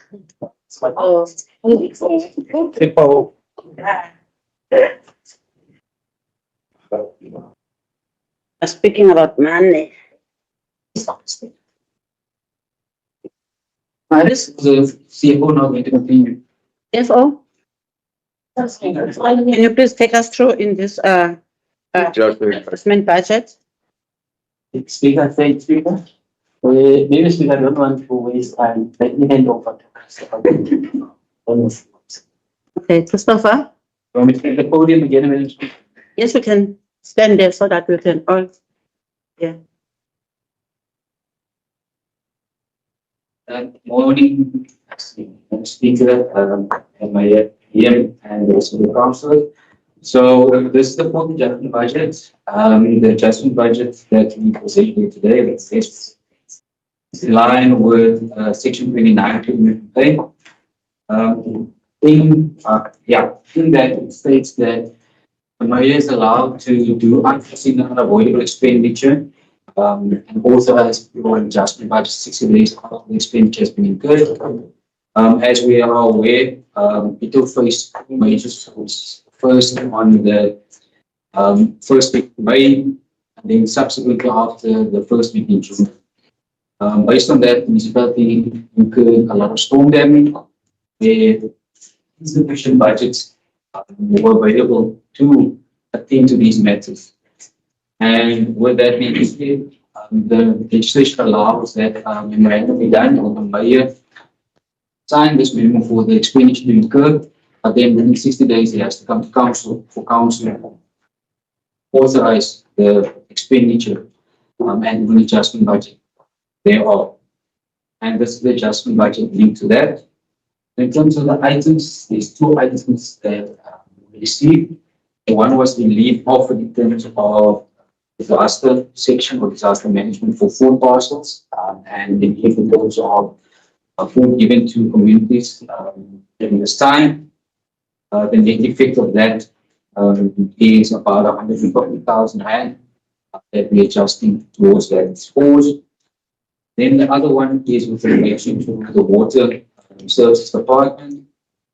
A lot of our pump station infrastructure was damaged during this time, as well as the sewer line that got damaged due to the dam from due to these floods and storm warnings. So in that, our capital also now adjusted to make provision for additional funding for the repairs of the sewer lines, which is capital. That value is about 3.2 million.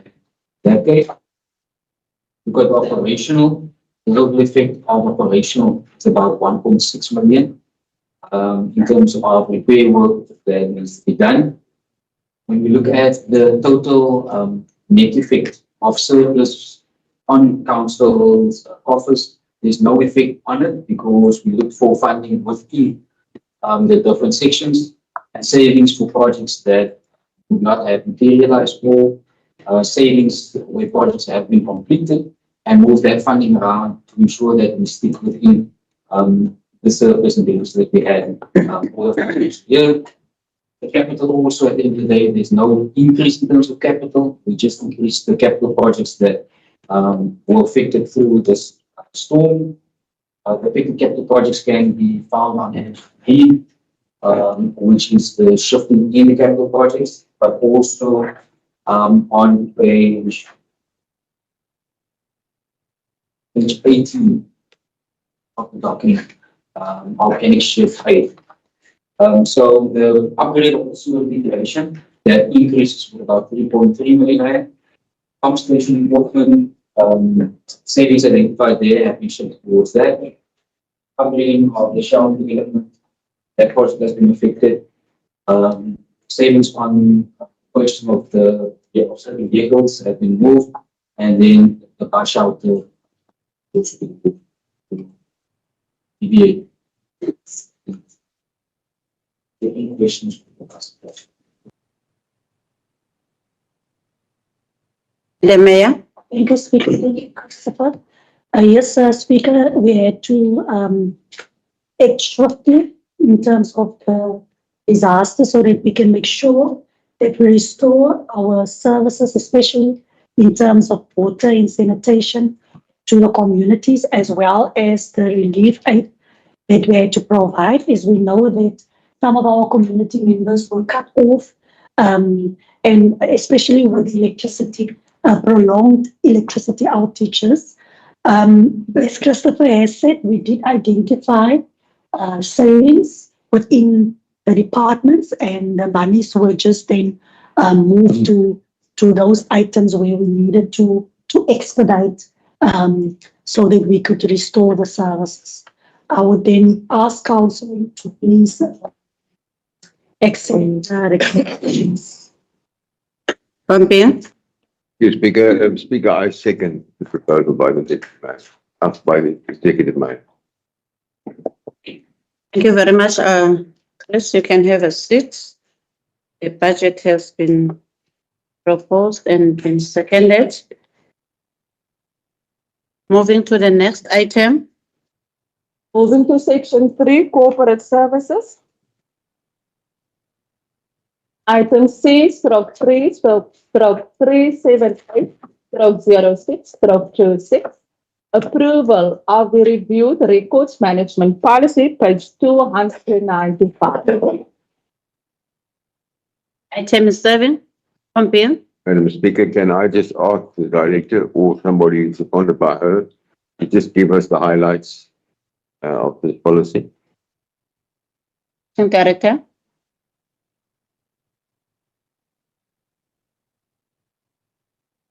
My thing just closed and I didn't bring my glasses, so I can't see. I'm just going to open it from this side.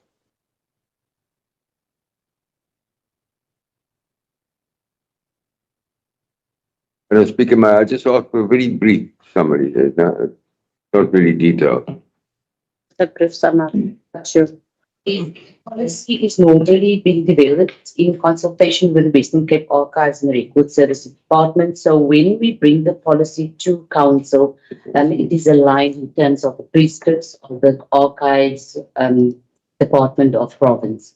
So if we look at the policy itself, it's highlighted in red. we need to bring in a specific area mostly with what we have brought and aligned is also ICT policies. We had to align that also with our records management policies. And all those areas that we have brought in is highlighted in the red as well. So we had to include Bitou municipality makes use of our current system. And we have brought in the particular section also saying that speaking particularly to electronic records management as highlighted there. And then also we had to bring in the information of the information officer, deputy information officer in terms of the PIA prescripts as well as brought into the policy. And that is on page 306. And also the signatory part in terms of the Electronics Communication and Transaction Act is brought in. Again, on page 307, we have brought in the PIA prescripts that we have to include, as well as the MFMA prescripts is brought into here. So we have to align it to the legislative frameworks also. So that is the policy further on is talking of has remained the same, but we had to bring in prescripts in line with PIA and other relevant ICP policy prescripts, mentioning that in the policy. Thank you for that, Speaker. Speaker, with that, I propose we accept the policy. Councillor Olivier, Second the recommendation. next report. Item C/3/379/06/26. Approval of conferment of alderman or alderwoman policy, page 321. Item 7. Councillor Olivier, The recommendation. Councillor Renisha, Second recommendation. next item. Item C/3/380/06/26. Approval of the councillor's capacity building and development policy, page 330. Item 7. Councillor Olivier and Ampil, Support the recommendation. I'll second, Madam Speaker. next item. Next report. Item C/3/381/06/26. Approval of the reviewed ICT policies and strategy, page 341. Ampil, Madam Speaker, I would like to ask the acting director just to give us a brief overview. I have asked the manager ICT to come in. He will just give me, if I can just ask for 1 second, he's outside. I think Then he can come.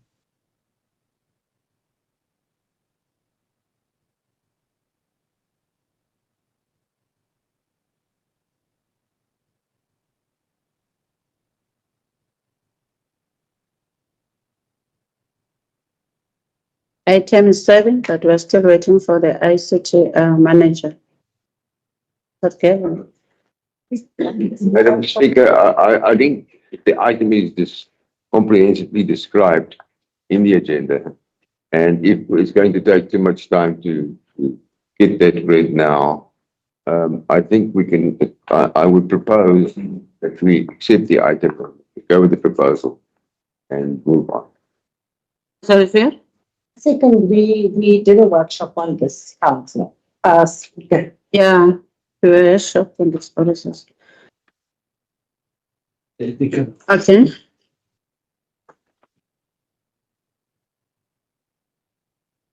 Kevin, the floor is yours for us to take us briefly through this ICT policy. Just a brief summary. Yeah, you can. Yeah, you can also stand there. So, Madam Speaker, and directors, councillors. So actually, this is quite simple. So, partner the local government who provides oversight for ICT in the province promulgated initially back in 2015 a set of charters and a governance policy which oversaw governance within ICT within municipalities across all the municipalities in the Western Cape. They have now done a refresh as of June, which they workshop these two with us here last year in November in the council chambers. They went through them in detail. We went through it line by line by line by line, and we then tailored the policies as best we could for the municipality. So the changes from what we had before was we had a governance policy, a charter, which created a steering committee charter, and then it had a bunch of policies underneath it, which were very technical in nature, about a lot of things about encryption and USB usage and so on. So what this policy puts out is the major change that you need to be aware of is that it goes from a compliance-based governance and charter to a value-driven. So it doesn't measure itself in compliance anymore. It tries to measure itself in value. So although it's a brand new policy, it's just shifted slightly in terms of being less do this by this day, do that by this day, and rather says, let's measure the outcomes of ICT in that it's benefiting council in the strategic direction council wants to go. So it does little things like linking, providing, which has always been there, and the wording is just changed slightly, council's oversight of ICT in respect of A, steering committee, B, the portfolio committee, and then C, council itself. So it's laid out quite clearly in a race chart, which is quite nice. So it indicates whose roles and responsibilities are where. So there's no real mystery. Even if you read the policy and the chart and you weren't quite sure whose responsibilities are, the racy chart sets it out quite nicely. The other major shift is it shifts one set of items. We change what used to be called operating policies, meaning the day-to-day things that we implement, manage, and oversee, to become practices. So council's responsibility now is the strategic policies of charter and governance, which is then linked to steering committee, who has the administrative oversight, and then they will have the oversight of the administrative policies, the ones we call practices now. So those will come to the responsibility of the chair of the steering committee, which is the MM, and the members, which are the directors, for them to review those practices regularly. That builds agility in our ability to evolve to an ever-changing IT landscape, meaning digital transformation, cybersecurity. It means we can dynamically change the sort of policies at a lower level or practices. In a nutshell, that's essentially what's happening here. It's just fundamentally a change from compliance-driven governance to a value-driven governance, using things like Prince and ITIL and COVID as a basis step forward. Thank you. Thank you, Kevin. Pompeo? Thank you, Madam Speaker. I propose that we go with the recommendation. Thank you. Thank you, Kevin. Thank you. Next item. Item C/382/06/26. Employee compliance with monthly KPI updates on the individual performance management system, in brackets IPMS, for May 2026, page 510. Item is serving on bill. Madam Speaker, this item was discussed extensively in the PC as well as the MICO. I propose that we take note of the items. Thank you. Councillor Phil? Next item is item C/3/383/06/26. Council recess period and delegation of powers to the Executive Mayor, 26 June 2026 to 13 July 2026, page 513. Item is serving. Councillor Pompeo? Thank you, Madam Speaker. I propose that we go with the recommendation. Councillor Valamsa? I second the recommendations. Thank you, Speaker. Madam Speaker, may I just add that councillors must accept that recess does not mean that council meetings and special council meetings may not take place. Sure. That period. Yeah. It means what? Recess does not mean that special council meetings and urgent matters may still take place during recess as well. Just remember that as councillors. Next item. Item C/3/384/06/26. Approval and adoption of human resource management policies, page 515. Item is serving. Pompeo? Thank you, Madam Speaker. I'm not sure whether the director would like to address council and discuss it. If not, if you can just indicate whether she would like in a moment to discuss it or not. I can't see, so I'm I'll give to the Madam Mayor. Thank you, Madam Speaker. I propose that the acting MM acting director corporate services take us through the item and also in terms of the recommendations. I think there needs to be an amendment. Acting Director, MM. Speaker, through you to the council, Speaker, we have a list of policies that was recommended. It went through the executive mayor committee as well. And we got communication from unions, the trade unions within the workplace, that some of these policies were not workshopped.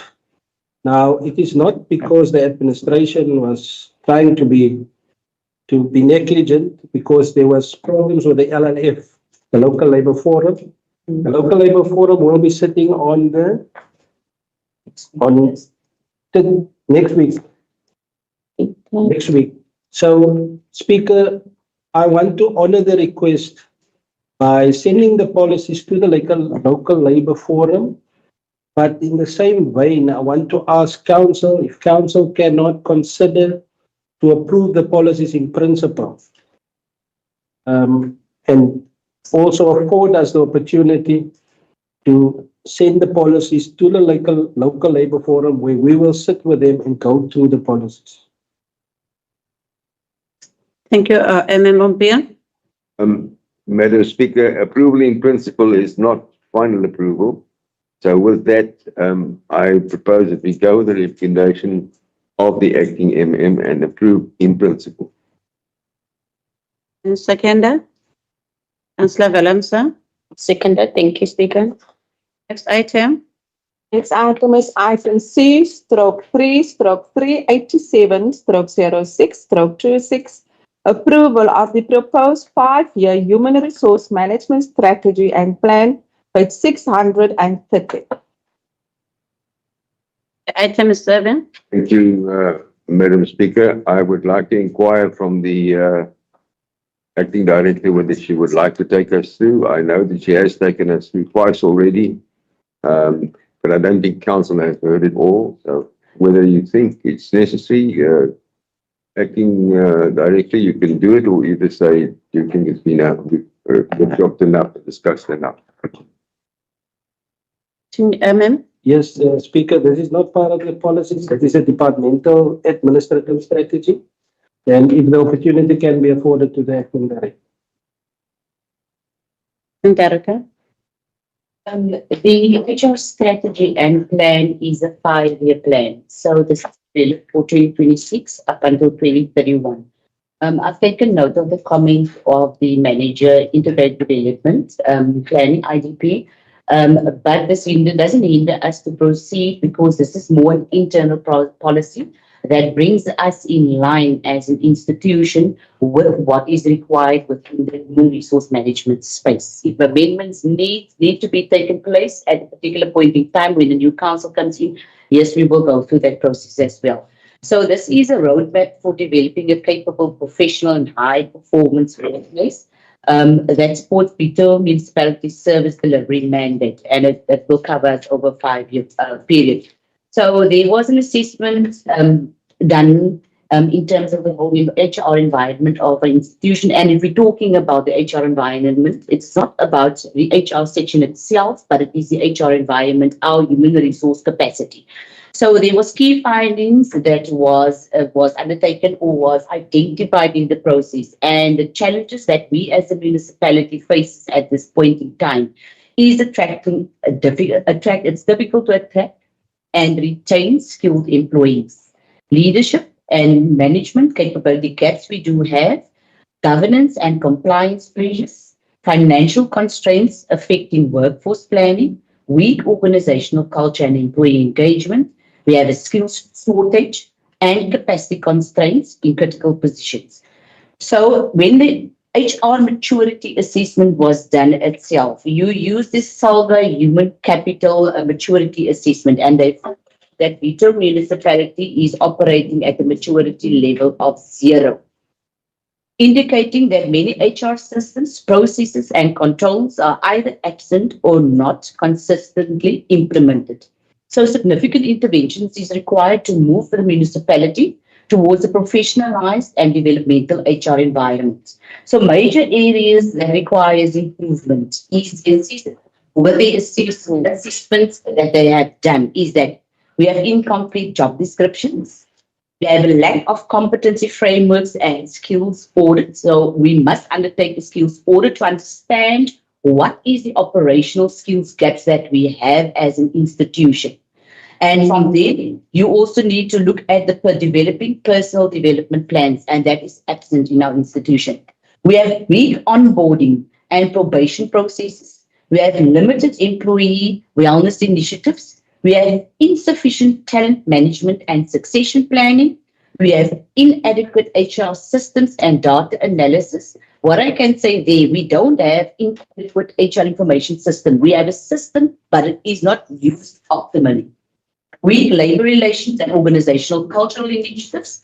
So with an employee satisfaction survey was also conducted, and it sort of aligns with our requirements of improvements as well. And they have also, our employees have also identified employee wellness and well-being, career development opportunities, recognition and reward systems, our individual performance management systems, leadership credibility and follow through. Communication of policies and organizational goals, availability of resources and tools, fair and equitable treatment of employees, inadequate onboarding and induction process. So if we look at what has been highlighted and what employees has raised as well as what they saw in the survey, there is a clear linkage.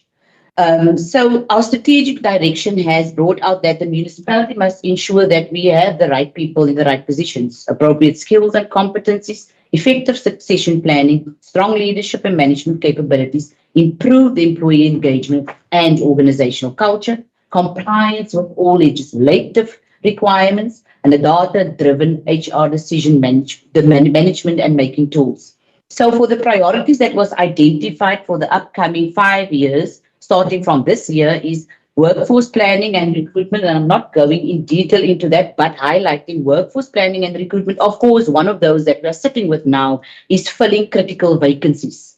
We need to look at strengthening our recruitment and selection processes, implementing competency-based assessments, depending on what job it is, what kind of competency assessment must be conducted at the end of the day, improving attraction and retention of scarce skills. So that was with workforce planning and recruitment. And I thought of highlighting those because that is a particular area in our institution. Learning and development and capacity building, performance management, talent management and succession planning, employee wellness and organizational culture, technology and HR systems. So the gaps have been addressed, and there is a plan devised in terms of how to address the gaps at the end of the day.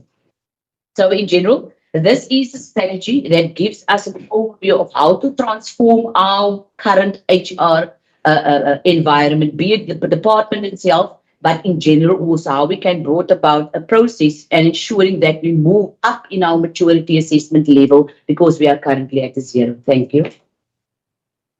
Thank you. Thank you, Madam Speaker, and thank you, Director. Thank you for a very high-profile summary and for highlighting to us, which we have intuitively known ourselves for quite some time. You've done it well, you've done it professionally in a quite short space of time. With that, Madam Speaker, I propose that we go with the recommendations. Thank you. Councillor Valamsa. Second recommendations, thank you, Speaker. Next item. Item C/3/388/06/26. Approval of the reviewed draft granting aid policy 2026/27, page 750. Item is serving on being. Madam Speaker, I propose that we go with the recommendation. Councillor Valamsa. Second recommendations, thank you, Speaker. Item C/3/389/06/26. Approval of the Disciplinary Board Terms of Reference and Reporting Procedure, page 737. Item 7. On bill. Madam Speaker, I propose that we go with the recommendation. Next item. Madam Secretary. Councillor Williams. Item C, stroke 3, stroke 390, stroke 06, stroke 26. Award of the 2026 Mayoral Partial Bursary Fund, page 749. Item 7. Madam Mayor. Thank you, Speaker. Proposing council accept the recommendations. If there's any questions, the director is here, the director at the Plettenberg. On bill. Madam Speaker, unless there's any questions, I second. Next item. Moving to section 4, community services. Item C, stroke 4, stroke 359, stroke 06, stroke 26. Policy review, Bureau of Cremation of Bureau of Cremation of Destitute Persons and exceptional cases relating to the deceased. Page 755. 755. Councillor Plana, the item is 7, Councillor Plana. Speaker, this thing, it's, maybe we must just get from the CFO or whoever, just a presentation of what is to be changed in this policy. Because this thing is serious. And it affects mostly those that were born here in Plet. Because those that were born in Eastern Cape are buried in the Eastern Cape. So, and they really do not get much of assistance from us. But people from here, they really need to be assisted. So if we can just get Therefore, Mr. Sagaji. Okay, I was just giving first to the question of Councillor Msana to be answered, then I'll come to Madam Mayor. Thank you, Madam Speaker. And colleagues, the policy we reviewed the existing policy. They are so shortcoming. See that was rated as policy. For instance, the first one for the family condition. To their policy, we have to obtain from government the confirmation that the person is a child and condition. On looking at the issue of informal settlement, you know that there are quite a few people that are staying in informal settlements that are indigent because they don't have services, so they don't go to finance to ask for to be registered. Also, the backyard dwellers, those guys that are seeking property of the owners, and they check the owner of the property. So they are indigent that they don't have their information. It's now we have to accommodate them on the policy. The other issue, the policy puts a strain on the councillors. If you select the responsibility on the previous one, councillors were supposed to administer. But now we've changed it, that should be done by administration. The CLO, the managers, even the cemetery department. The councillors, if you want to take that role away, so they may at some time assist people to commission of the funds that they are doing now. But we want that responsibility to administration, and administration should investigate and verify this as the status of the issue. I think that those issues, councillor, that will take into this one. Councillor then Madam Mayor. Yeah, I'm not sure, Speaker, because as per the organogram, we don't have CLOs. I don't know whose role is that going to be. but we do not have CLOs. No, normally what we do, Sarati, is that we send an email to confirm whether the person, we know the person and that the person is indigent. So we never really filled any form. So there's never been a form. I've never seen a form in these years. So that was initially our role, was to just give confirmation that definitely before you give confirmation, if you don't know a person, you will have to do an investigation as to who is this person, where does he or she stay, the deceased, and the family.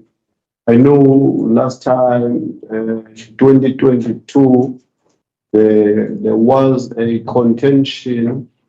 The previous municipal manager was saying this. There is an issue with the National Treasury when it comes to assisting with this pop-up burial or indigent burial. So I thought you were also going to mention all those things, but we don't have a CLOs currently in the Okanuka. So who's going to do that responsibility? Madam Mayor? Thank you, Speaker. Speaker, on page 762, and the point number 5. Page 762. 762. We have agreed in Michael that point A must be removed. And so point A reads that councillors must provide application forms to applicants and assist them to fill the forms out. We agreed it's an administrative function, so that must be removed. Then, because if you look at 5.2, it does say that the ward councillor may, upon request, complete and sign the indigent status form. So I just want to make sure that we please remove 5A on page 672. Can we take note of that? And the issue that Councillor McLaren has raised, we did also raise and discuss the issue at Michael, and you can just give to the acting MM to clear the council. Acting MM? Yes, through you, Speaker. The role of the CLOs is very important in wards of Bitou. We had a discussion previously, and I've also spoke to the manager that manages these people, or officials of ours. We are supposed to have 8 of those colleagues deployed in Bitou per ward, but also making provision for Green Valley, Plettenberg, because of the geographical spread of Ward 1. I've explained to the portfolio committee and also the executive mayor that we are in process of bringing an item to ensure that we have those colleagues deployed in a way that they can provide not only this assistance, but broadly perform that service within a ward. For an example, in the meantime, we've looked at the organizational structure. It's the minor change not to move away from what council initially approved. Second part is we've also revisited the job descriptions in the meantime. And then very important, we need to have proper tools of trades in terms of an office, a dashboard. It's not only this, there's home bookings, there's basic service delivery issues. And it will then, in our view, save the community a lot of challenges and even financially, because they can move to that office instead of traveling to the main office. So that's where we want to be. And that report will serve next month as to how we are going to redeploy these officials. Thank you, Acting MM. With all the explanation, Councillor Mhlana, are you satisfied? Yeah, no, I'm going with the recommendations, but we must do the correction there on point. On 5A. You've got that administration. Is reflected under the recommendation by the Executive Mayor. Oh, so, oh, yes. Okay. Executive Mayor, you are seconding most of the items with the corrections. Moving to the next item. Item C, stroke 4, stroke 3, 60, stroke 606, stroke 26. Bitou Municipality response to current xenophobia situation, page 773. The item is 7. Madam Mayor. Thank you, Speaker. I don't know if we should call it a xenophobia stroke. I don't think we, yeah, at the current state of affairs, it hasn't reached that level. Oh, so I'm not sure if it's a nice. Yeah, if we go to the next chapter through your speaker, we have brought this item to ensure that council is up to speed with what is happening in the environment. So if you look at the cover page of the disaster management document, unfortunately, so Speaker, that is the reference that's made even by the district and province. So we just kept with the same terminology. It's not that we want not to name it like that. That's about the terminology. I don't know if the mayor is comfortable. I'm comfortable, I just, yeah. Yeah. The item is 7. Yes, there's another question. Councillor. Oh, no, if we could continue speaking, Director, I'll ask them after. Okay, the Speaker, I can just say at this point in time that the Bitou municipality are performing its duties, and we started with a joint operation center, which was established by the District General of Police, and Bitou municipality is presented by Mr. Sakati and Mr. Lose. Mr. Lose being involved in Bitou's safety forum as well. So it has been set up, and we then decided to provide council with this document as we got it, but very important for us, it is about, at this point in time, about role clarification, because there's so many people that are having an understanding it is municipal, this is the municipal function, that is a SAPS function, and whosoever. So in this report, under page 32 to page 34, we have the clear role clarifications of all the spheres of government, which will then afford council and the community to have a better understanding as to who's doing what.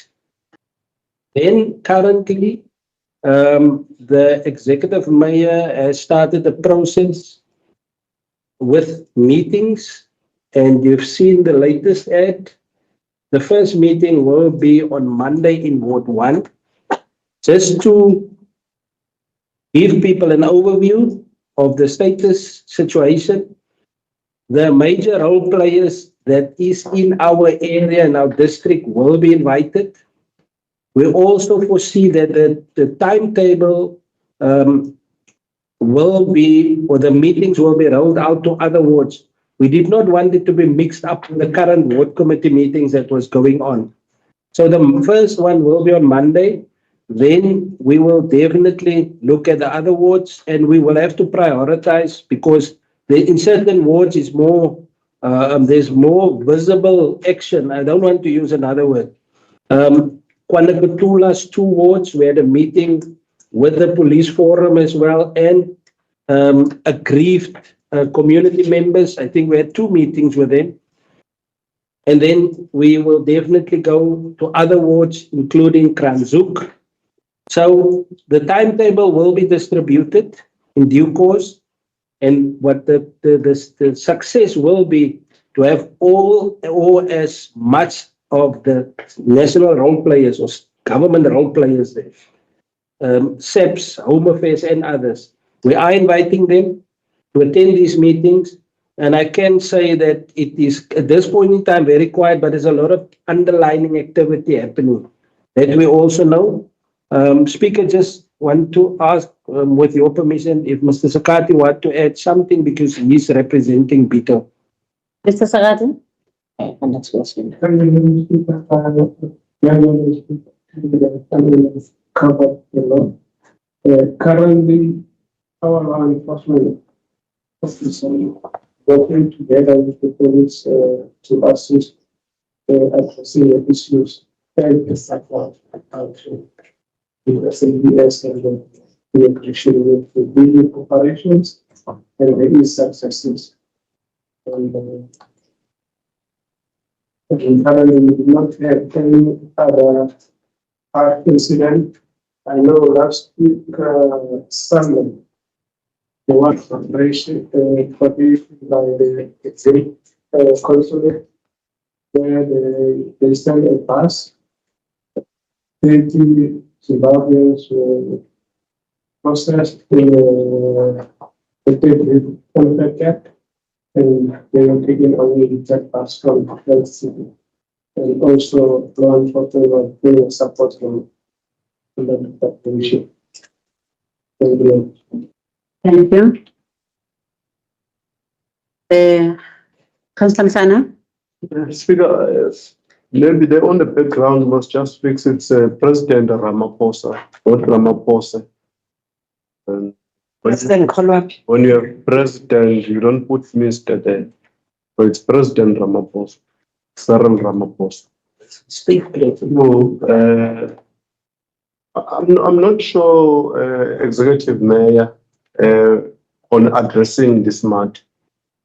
I see you have meetings that you are going to conduct in communities. You must remember that there are underlying factors that are causing this. One, unemployment. It is the cause. People are saying that they are not getting jobs because the foreign nationals are taking all the jobs. There is a debate in the communities whether those that have proper documentation must leave, or those that are illegal must leave, or all of them must leave. I know as well, Executive Mayor, that there is also another contention on rates here in Plet, which the municipality gets to be accused on the rates fact.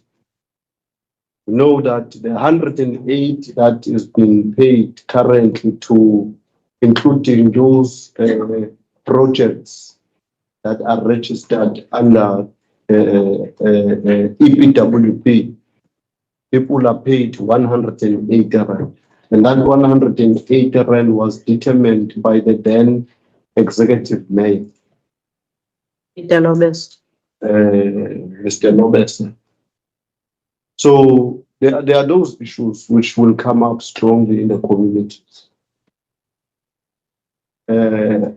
I know that determinations from the minister as per the EPWP programs.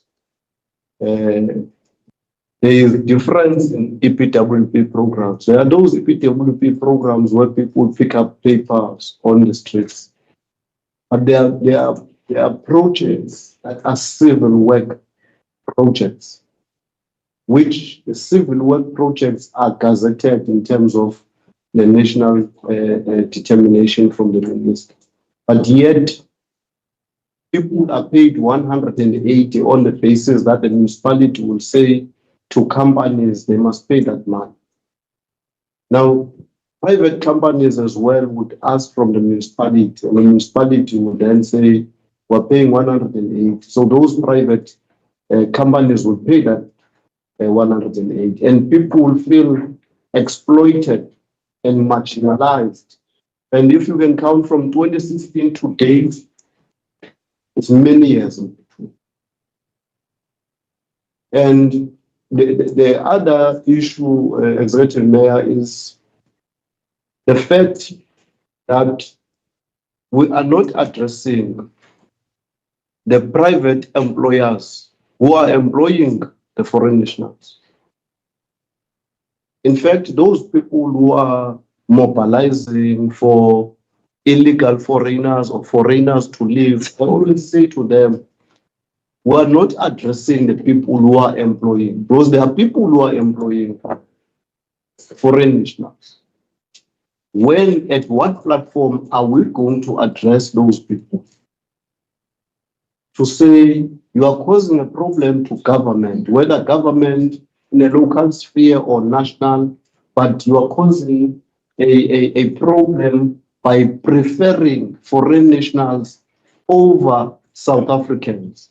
Because foreign nationals, you are not obliged to pay UIF, you are not obliged to pay them as per determination from the minister. So I think those are the issues that will come up in our communities strongly from our communities. But I thought it's something that I need to bring up, Speaker, while we are also building towards this 30th of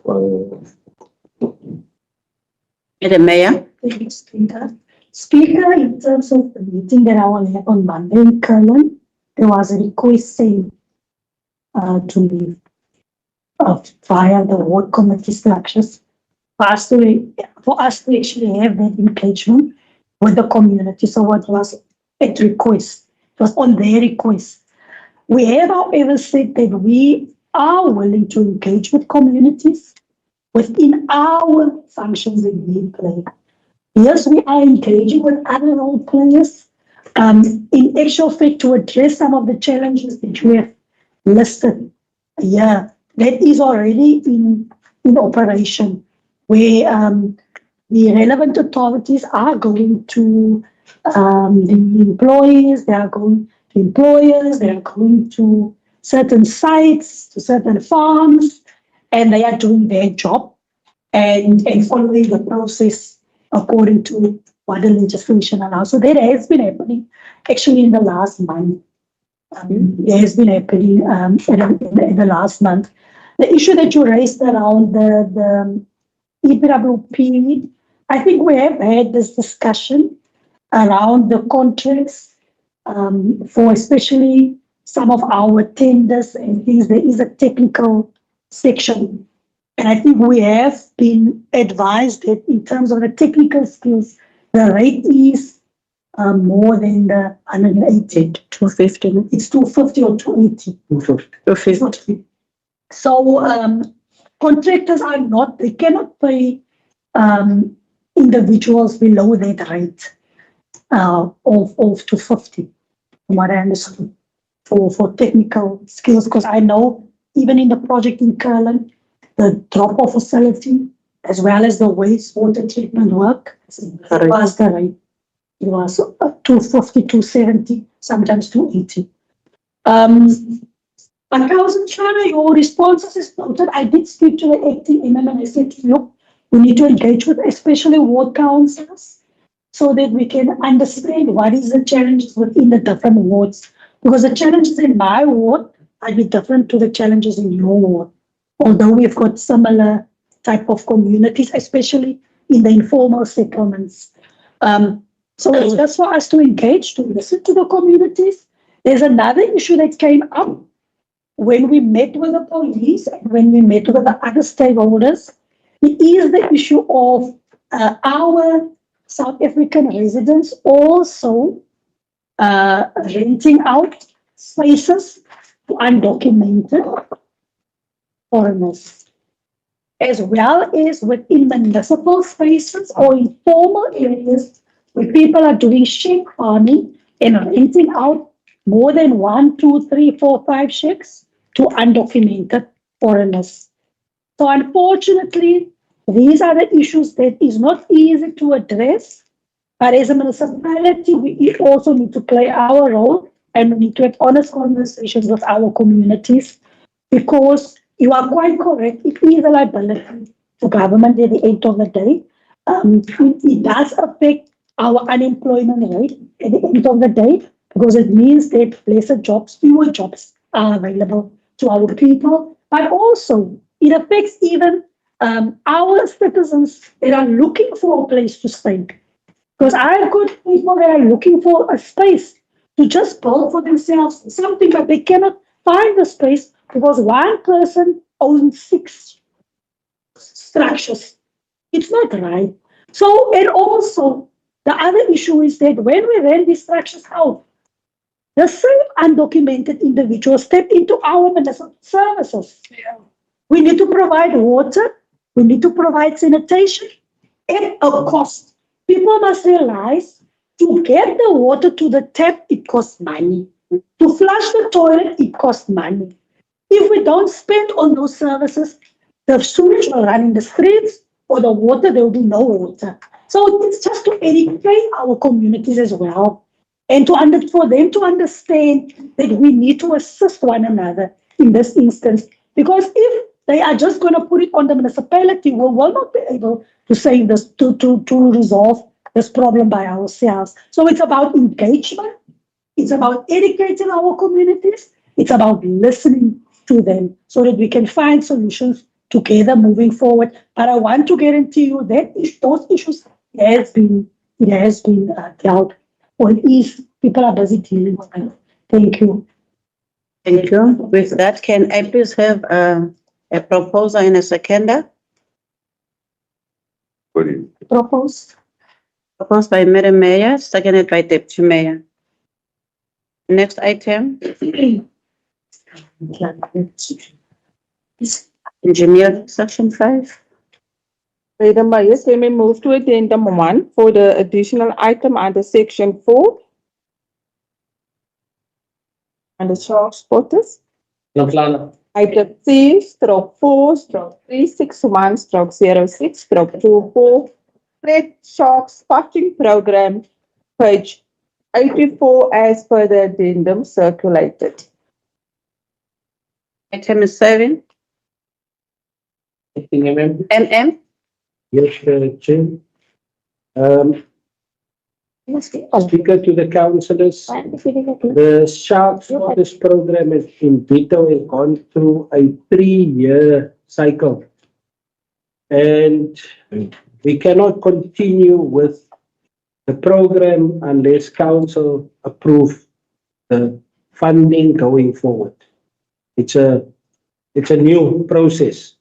So the purpose of this report is to bring it to the attention of council that we've appraised the program, and we are now applying to council and I want to come to the recommendations before I go to the detail.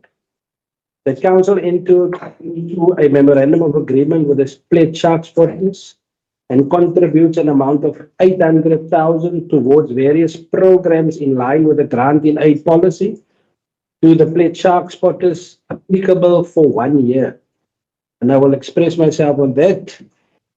And then the acting municipal manager be delegated to conclude the memorandum of agreement, and that the Split Shark Spotters as a registered NPO public benefit organization be responsible for raising the remainder of funds required for scientific and research inputs as well as education and awareness initiatives.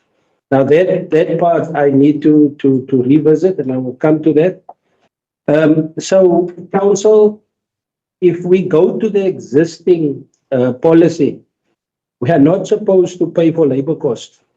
And you would see there on that page 85, the financial contribution to the Split Shark Spotters, not towards labor costs, but towards the following key programs as listed, as specified in Annexure A.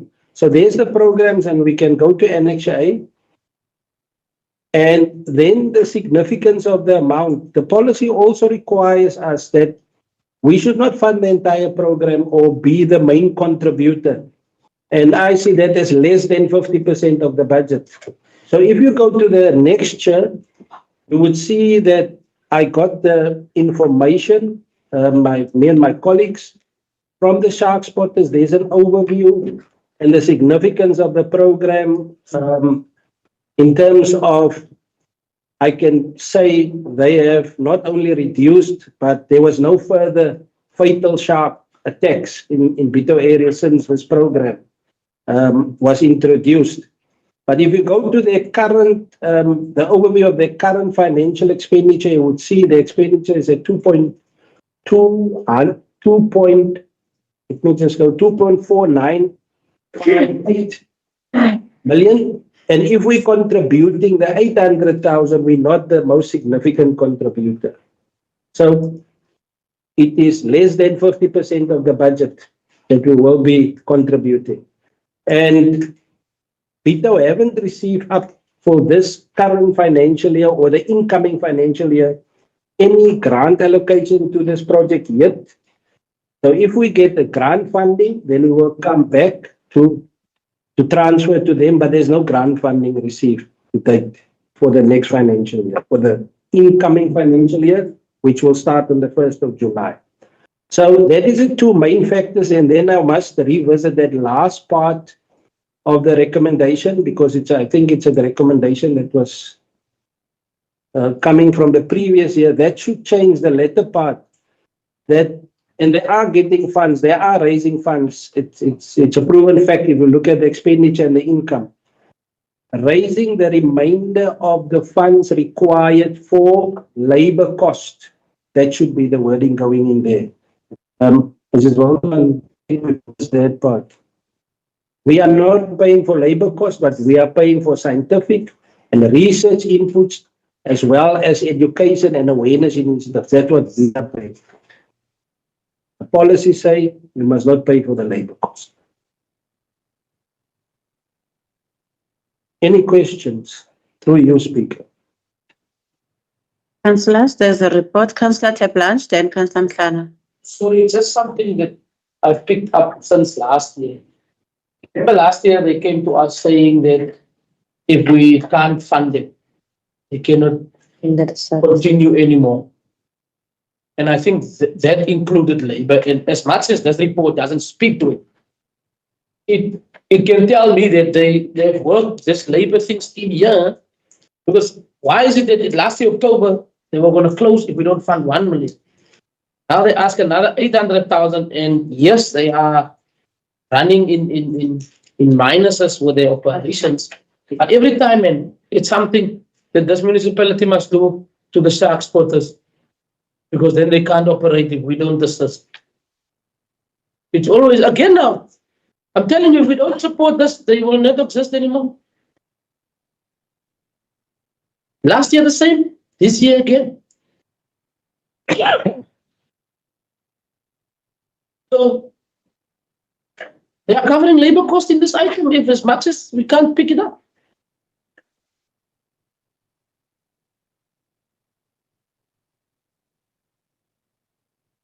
It's another question. Councillor Mhlana. Yeah, Speaker, we support this. Because nothing has changed since last whatever discussion. We're told sharks are gonna eat people. So same sharks are gonna eat people. So we support this thing so that sharks don't eat people. Can I respond, please, Speaker? Mayor? Second of the Speaker. Item has been proposed, been closed. Can we make the recommendations as requested? Yeah. Thank you. There's the proof, Speaker. The top part is spotters. That is the salary part. And if you add 800,000 to that, you won't even come to 2.4. So we will not be funding it. That's what we looked at. So we stick to that 800,000. In line with the policies, through you, Speaker, in line with the policy say we must refrain from paying for salary, for labor costs, that's the wording. And the second part is we must not be the most significant contributor, and that I see as 50% plus. So is this just for 1 year? Just for 1 year. So the development agency can also bring an application. But we run this program. No, Councillor, just Speaker, I'm not saying anything else. I cannot respond to that. But what I'm saying is we will now conclude in line with policy and legislation. And then, Councillor, through you, Speaker, to Councillor Teblans, we will from July onward look at this whole 67 of the MFMA in terms of the challenges of social assistance that we experience. Social assistance, the various components thereof. And how do we make sure that we are fully compliant? Thank you. The item has been proposed and seconded with corrections. Thank you. We are moving now to the next item. Moving to section 5, engineering services, item C/5/291/06/26, roads, transport and storm water capital project implementation plan for the period ending May 2026, page 825. Item 7. Madam Mayor. Thank you, Speaker. As we have highlighted the 825. 825, speaking, I don't speak the wrong item. Yes.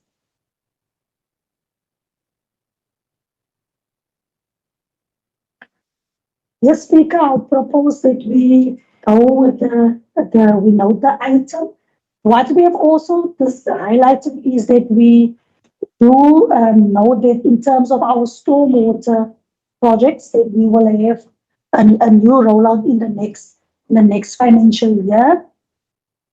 And then in terms of, I see with the high street, I did ask a few questions on that one, because the expenditure, year-to-date expenditure was very low on that project, but they gave the assurance that they are busy expediting the process. So I just want to highlight that.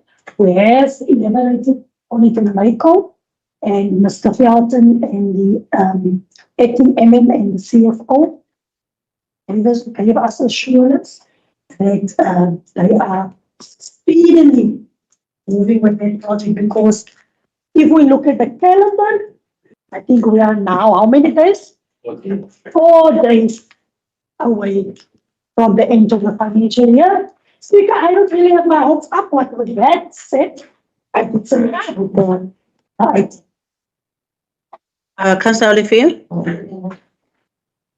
Next item. Also wanted to second because there is something I want to say in the interest of understanding and also making sure that we note that this speaks to the current financial year. If there is mention made of stormwater projects which are complete, they are complete for this current year, not for the next financial year.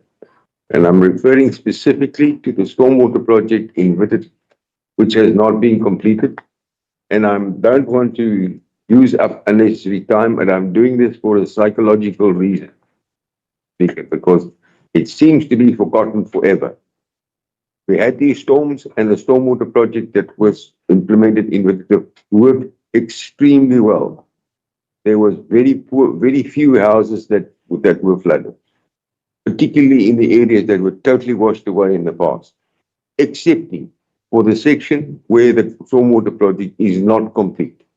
There were houses flooded as they were in the past, badly flooded. And for that reason, I want to take this opportunity to make a point of it, that we must find the money to complete that large portion of that project in the new financial year. Sorry, and thank you for the indulgence, Speaker, but please record that. And Deputy Acting MM, I asked you to record that, and CFO, I asked you to record that, and I don't know whether Mr. Broughton is here still. But he must also take note of that. I'm going to be unpleasant about this if it is not looked after. Thank you. Thank you, Speaker. Thank you, Ombia. Next item.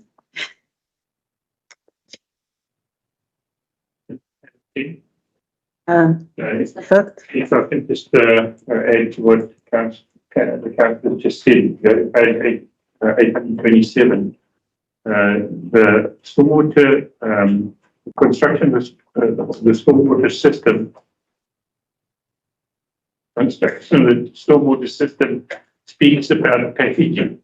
As now it's quite correct. It's only the packaging, it doesn't complete the whole system. So if you look at our stormwater system, we actually have to finish in various areas, in Bitou being the most sensitive area because it's sitting in an area that's considered to be a floodplain. Yes, this is only a package, and it's packaged. Although the package has been completed, we need to do further work on the system itself to alleviate the flooding that occurs lower down. So, Councillor Nell, yes, I do take note of your consent. Thank you, Mr. Thank you. Moving to the next item. Item C, stroke 5, stroke 292, stroke 06, stroke 26, Capital Projects Implementation Plan, report for periods ending April 2026. Page 829. Excuse me, should we? Report for period ending May 2026. Item 7.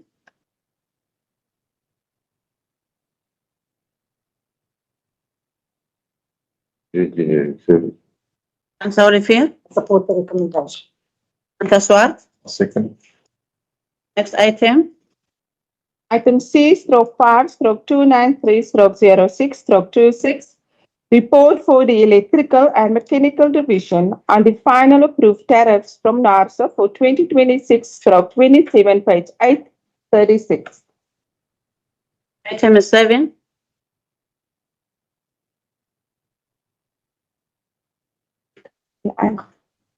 Support the recommendation. MM. Yes, Speaker, it's about the tariffs, the NERSA tariffs. If the CFO or Mr. Felton can explain. Mr. Felton. You, Speaker, if you recall, we had submitted an item in on the 29th of May, special council. Was the approved tariffs by NASA? It was a draft approved tariffs, so this is the final. Council was aware that if we didn't look at the commercial small business tariffs, that a lot of the small businesses would have suffered. So what we did is we made an application again to NERSA and consider the fact that if small businesses suffered, then it would just create another more unemployment in that area. So the basic levy stay the same, 6.01%. Your energy tariffs at 12.5% remain the same. That included the callback, the ring fence, and that energy tariff is made up of the generation network and service costs that ESCOM charges us, not us. So what's happened now is we had a look at the small businesses and look at the commercial tariffs, and we've adjusted in line with what affordability it needs. And unfortunately, the CFO is going to lose about 240,000 a month. However, on the obviously flip side, we maintain that there is going to still be people that have got jobs studying. And then there's approved the resubmission.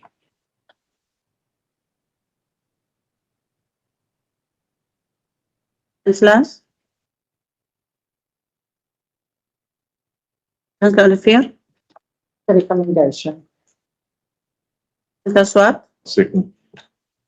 Next item. Moving to section 6, planning and development, item C, stroke 6, stroke 259, stroke 06, stroke 26, integrated human settlements, in brackets, portfolio, programs and projects report, page 847. Item 7. Councillor Branch. Item 259. Yes, yeah. Yes. Madam Speaker, through you, there's something concerning in this item, specifically,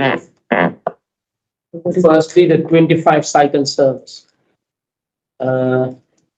it's been reported here that only 21 has been sold. Now, why am I raising it? It's because since February, and I've raised it with the agent as well, people is asking the status of it, and all the agents is saying, it's full, it's full, it's full. The public is getting annoyed because now here we are going to approve a document that will be into the public, but it's only saying 21. I asked him, when last did you submit a report? He informed me last night and even again this morning, he never submitted the report for this quarter because his stance is that everything is full. But here we are saying it's only 21 that has been sold, but when he tells the people, he says it's full. And he's been consistent in saying it's full. But here we are reporting, so people will see that there's a vacancy. And then also on page, where is this now? 852, where we report that these contractors has got work. Some of these contractors, they are disputing these amounts that's being displayed here because not even close to these amounts has been awarded to them. And the Ebenezer 4B portion 3, the civil works is at a close, complete stage. And yet these companies have never seen this amounts that is being displayed in this report at page 852. And it was just something I would like to raise. See the amounts. 854, 851. 852, it's one of them, it's one of the issues is 852. Under table 8, list of SMMEs. And then also under page 85, what is this? Yeah, 849. These sites it says here 22 or 21. No, I'm not talking about the site and service. I'm talking about 25 first home finance top structures. Oh. 21 has been sold. But when we speak to the agent, he says everything is sold out. Okay. You see, when people go to him, they ask, he says everything is sold out. But we're going to approve a document now here, which is only showing 21 of these houses.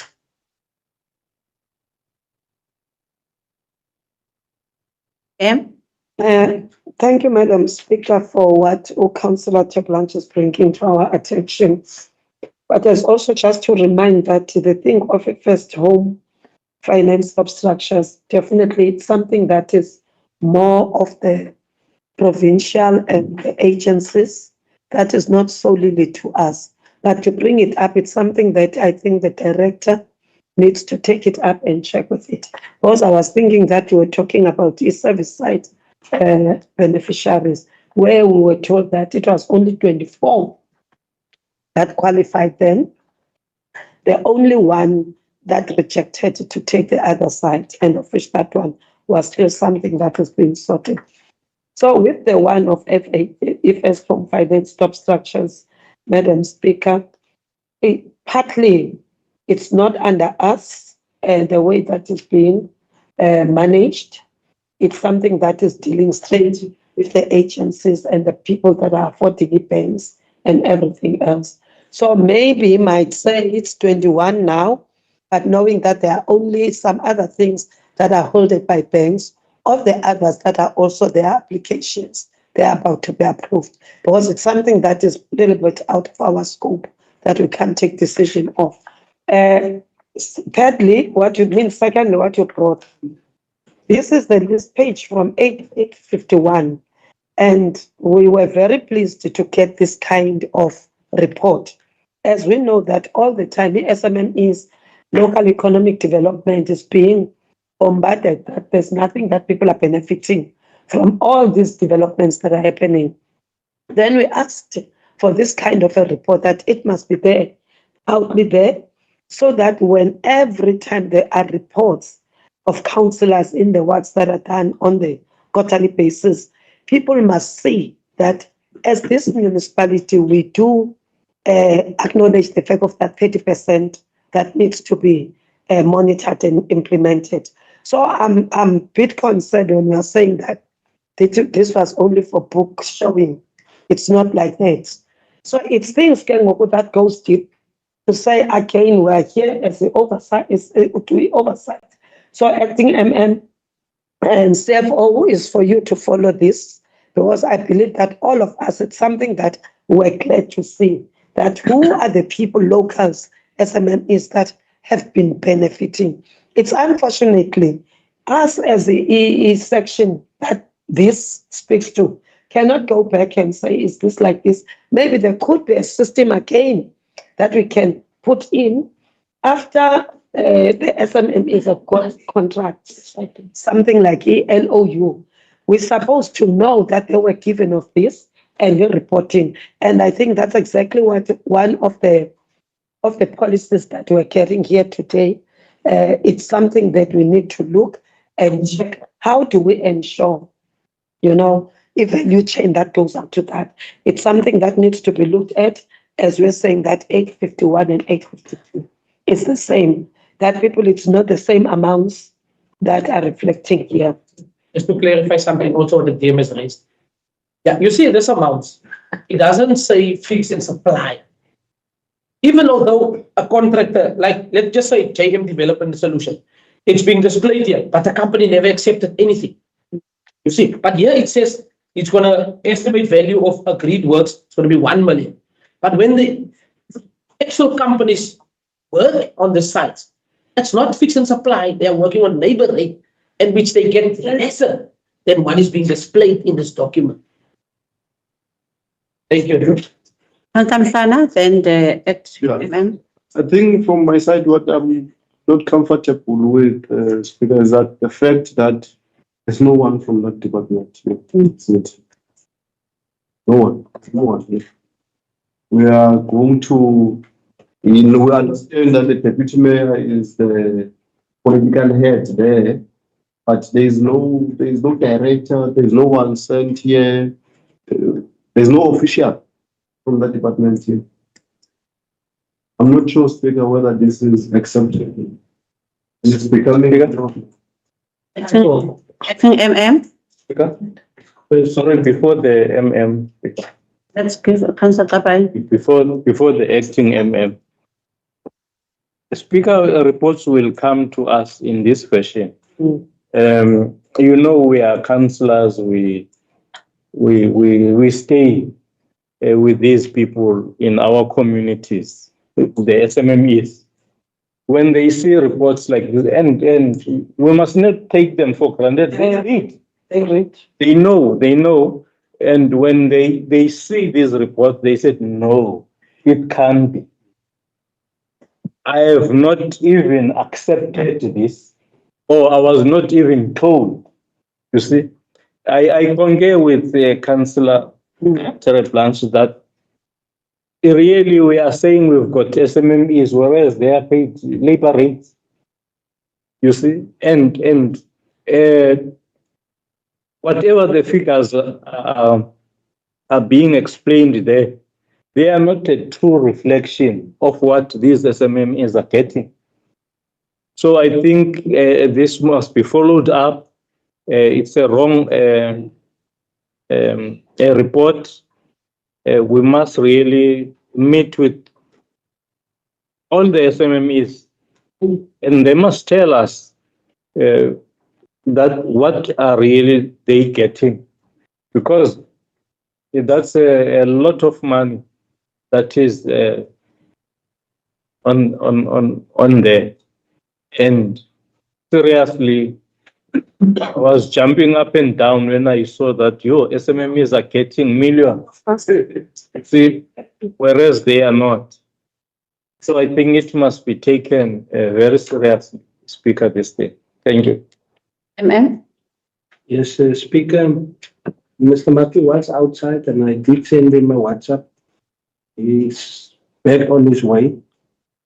But what I want to say is in my contribution last Friday, this time we had a delegation discussing housing, these types of projects and aspects. Councillor Blanche, the delegation that you've recommended that we must speak to. Mr. Maki also addressed the delegation. And like the Deputy Mayor was said, on these projects, the economic part of it, the land aspects, I've agreed that I will bring an item back to your ward committee, councillor. All the role players, LED, housing, I sit and all the interested members, apart from your ward committee, that organ structure that you brought, they must be present so that there can be a full presentation on all the economic opportunities as well as the housing. This 23 versus 25 was explained by Mr. Maki. There is he now to partake in the discussion, but that will be on your brought to your attention so that it can be on the agenda. Madam Mayor? Speaker. Speaker, I just wanted to say in terms of the issues raised by Councillor Blanche, if we look at the estimated value of a green works, I think there is information that we can easily get, verify whether it's true or not. So I'm sure that information will be available. If we want to play our oversight in terms of whether these values listed here as a true reflection. You understand? Because I cannot dispute it now because I haven't seen the evidence of it, if I can say it like that. That's all I wanted to say. So we can get the information, we can verify the information, and also the issue that you raised that the contractors end up working at labor rates. I mean, those type of issues, we can look at those issues, but I see Mr. Maki is here now. Mr. Marcus, can you please explain to him? Yes, through you, Speaker, I've said initially Mr. Maki was outside, but maybe he just left. So he's back again.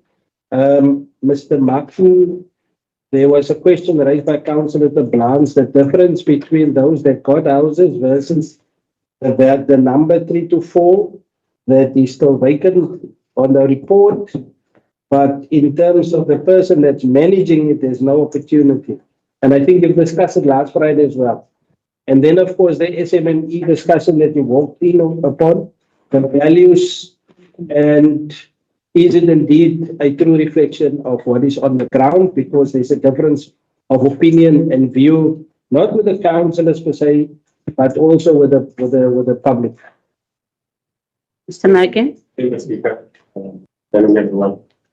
I will start with the one that I'm currently seeing now.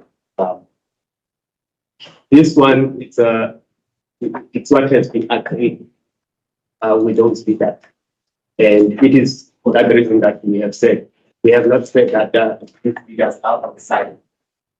I think I have explained previously that in my tenders I include CPG, which is a contractor participation group, which requires that the contractor must communicate or must have an agreement before the tender is evaluated with our local contractors. So this has been signed by those contractors. And it is for that reason why we reported it, so that even if the contractor thinks of retracting, but this has already been in the public eye to show that the contractor is agreed with them. They both sign a document and say you are going to participate in this contract. So that's how that one works. So this has been agreed, both the contractor and the SMME that is reflected there can sign the document. So that happens before the tender is closed. So during tendering stage, that's what is happening. I'm not sure if there is anything that Speaker needs to be clarified in that one. Mr. Blanche? Yeah. For that part. So it's before the actual commence with site establishment. That's correct, yes. It's during tendering stage. So when they sign, the expectation is that they will do works based on the amount they start. Yeah, the works is based. Remember that the goal here is to achieve the 30% that the council has set for us. Now the contractor must show, because within the tender document, there is also a calculation that shows that they are going to achieve 30% or 35%. So those amounts are supposed to be talking to the 35% that the contractor is committing, or the 30% that the contractor is committing. So those values, as much as they are estimated, but they are supposed to be talking directly to the 30% that we want to achieve. Thank you. A follow-up question quickly, Madam Mayor. It's good. I think in our portfolio, we've been strengthening the fact that let us see the growth of the SMMEs. If, for instance, we're having CIDP1, CE1, or GP1, at some stage, we need to see the growth that is being brought, not only labor-related thingy, it must also have CIDPs. And I wanted now to ask them, is this one gonna upgrade the CIDP, or it's just a commitment of amount, or does it relate to their CIDPs so that we've got a growth? Two, Councillor Teblanche, through UMM to Fezile said, there are those that were saying, the agreement that they are getting, the contractor now is saying that they must just do labor. Unlike with the fact that we expect them to also procure the material, adding to the labor so that their growth can be there. And apparently now in page 852, some of them, they don't even believe that some of them, they said they never made a work that go up to this amount that was committed in Ebenezer 4P portion. So we are here to verify that are we allowing people only to operate SMMEs on labor aspects, or are we also allowing them to be given a certain amount, fixed amount, so that they procure labor and procure material so that their CIDPs can grow? It's my question. I think that's the question that I was going to ask also, Speaker. Are these people going to supply and to labor to this value that we see? Mr. Nike? Thank you for your speaker. Then the question is taking me to the second question, which is what is currently happening on site. What is happening on site? Remember that for any money that has been paid to the contractor, whether it's the money that went into the bank or not, but what the contractor will reflect is what they spend for that specific works. Now, the challenge that we have, and this has been raised many a times, the challenge that we have, or especially here in Bitou, is that our contractors, they go and negotiate themselves that we want a labor-only contract, because I will not be able to supply materials. Those that want to supply materials, we always allow them that if you are able to supply your own materials, then go and supply. When the contract was when the project was stopped, it was one of those issues. The SMMEs that we had on site, they were not getting materials, but they could not also provide the material that they are short of. So that's the challenge, and this challenge is not only, it does not only end there. We also have, I think I made mention of this previously, we also have contractors that do not even want to grow. They want to remain one so that they can always benefit from the 30%. So that's the hugest challenge that we have, that perhaps our editing is to look at. So we always having a challenge of contractors that go and negotiate for labor only. The growth of a contractor always depends on what goes into the bank of the contractor, because CIDP doesn't want to show how much you were paid, but CIDP wants to see how much you have in your bank. That allows you to go beyond one CE or one GP. So it always depends on how much in your business account you have, meaning coming from that particular project. Because the agreement might say 1 million, but at the end of the day, your contract goes beyond 1 million. It goes up to 1.5 million. So for an example, we had a contractor that in 169 that upgraded to a 2 GP, and it was based on those circumstances. That the original agreement was based on a 1 GP, but the end product ended up for that contractor to go to a 2 GP. Then, Speaker, the third question is about the police houses. The police houses, the report will always remain, will always show at that particular point when we're writing the report. It will not show beyond that. When we're writing the report, already there are people that their transfers were already in place. But I cannot put that name when the bank has not yet confirmed that the person is getting the loan, or even when the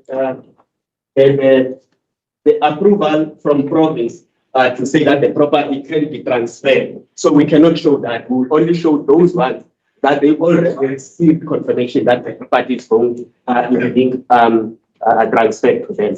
So that is why the report is not going to show 25, but it's going to show the number that we have already received the transfer agreement.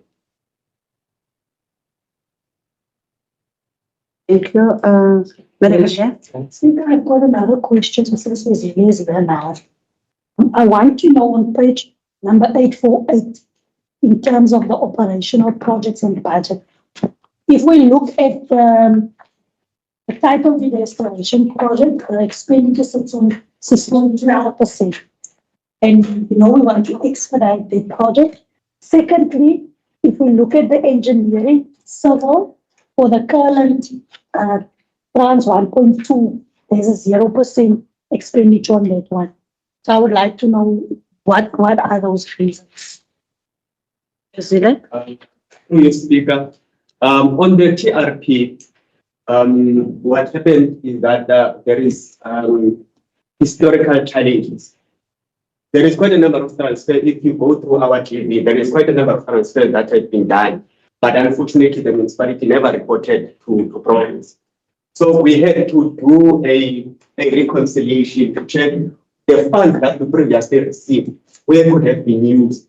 So we ended up finding that all those that were done previously, they almost match what is on our GB, which is all the old transfers. But unfortunately, they were not reported at the time. So that is why we submitted claims.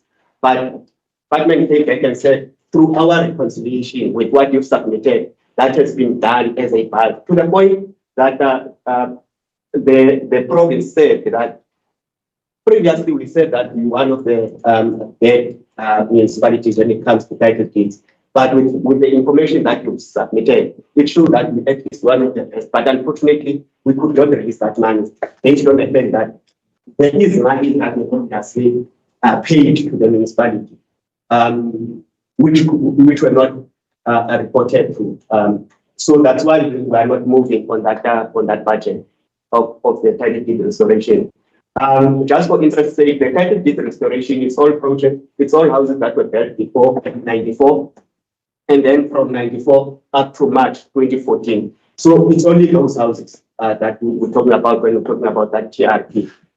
It's a national program. Then on the current one, the delays is it has to do with the EIA. The EIA process, you would remember, Madam Mayor, that in 2023 January we had public participations. Now during when we're doing the EIA, unfortunately, the tender that we had with the previous consultants came to an end. And at the same time, the consultant that was dealing with the EIA itself, they had a change of ownership. Now, the person that is now owning, we could not get hold of the person, and it delayed everything. The point that the document that was submitted with that they actually not submitted. So we have to restart the process, but we started with that, and we are looking at all documentation that has not been submitted. For June, there is a movement. So you will see that there is a claim that is submitted for June because there is already work that has been done. but it's not going to be the entire budget itself. It's plus minus 921 that we're going to be spending. Thank you, President. Councillor Mhlana? Yeah, I see there's 800,000 budgeted for chemical toilets. Is that budget from the municipality? And if yes, what has happened? Are we going to get funding for that program of fixing toilets again from the provincial government? Are we still going to continue to have those EPWP workers, plumbers that are fixing the toilets, the communal toilets in our communities? President? Speaker, yes, the 800 it's its own funding. It's not from province. So we still budget for the chemical toilets to service areas that do not have flush toilets or waterborne toilets. The funding, unfortunately, we have not yet received the funding. In the previous financial year, when we only received that funding during the extraordinary adjustment of the province. So we only received it in February. So I'm not sure, but in this February, when they once again gave us money, they were not relating to the.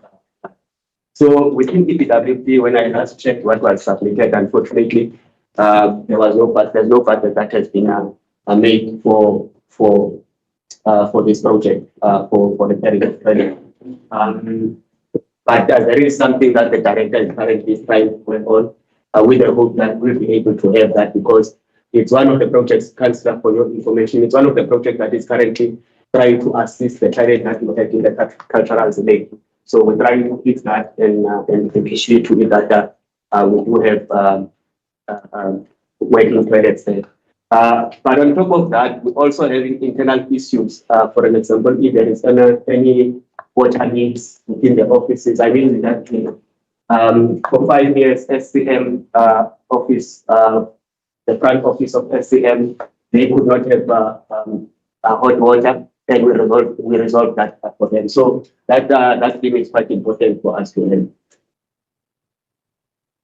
And the sports field in Cranswick as well, before the sports, we also use that team to go and fix the problem that we have there. So it's quite a very important thing to have. Samsana, then Madam Mayor. I think, Speaker, it's we do need that team. Seeing that from engineering side, they do not have enough plumbers. Because even if we are reporting water leaks, we will be informed that they do not have enough capacity in terms of plumbers. So in the meantime, I think that team, there is a need for that team. And also looking at the fewer toilets, communal toilets we have versus the number of people we have in our informal settlements. The toilets, they break every day. Every day, and we can understand it's because they are overly used. There's very few toilets. Even if we can have that 100,000 and build more toilets, I would be happy. In some areas, we build more toilets than having these bucket system toilets, because that's one of the things that we promised that we will eradicate the bucket system toilets. Because chemical toilets is a bucket system toilet. Madam Mayor. Thank you, Speaker. For me, I think the only one is the implications in terms of the grant fundings. I think the acting MM in the department as well as the CFO, I did have discussions with them around that. But with that being said, I would say that I would please ask Council to note the report. Mr. Kenda? Councillor Mhlana?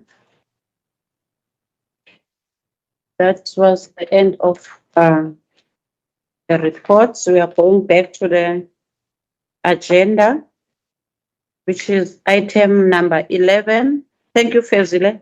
Which is item number 11, urgent matters submitted by the municipal manager None received. Item number 12 is consideration of notice of motions. None received. Item number 13 is consideration of notice of questions. None received. Item number 14 is consideration of motions of exigency. None received. Item number 15 is in committee matters. On this point, we'll ask other officials to excuse us and also those that are online so that we can deal with the in committee matters. Thank you. We are not moving as councillors, we just allow them to move swiftly out of the door. It's always great arresting me, like I say. In for the in committee. Okay. Amanda.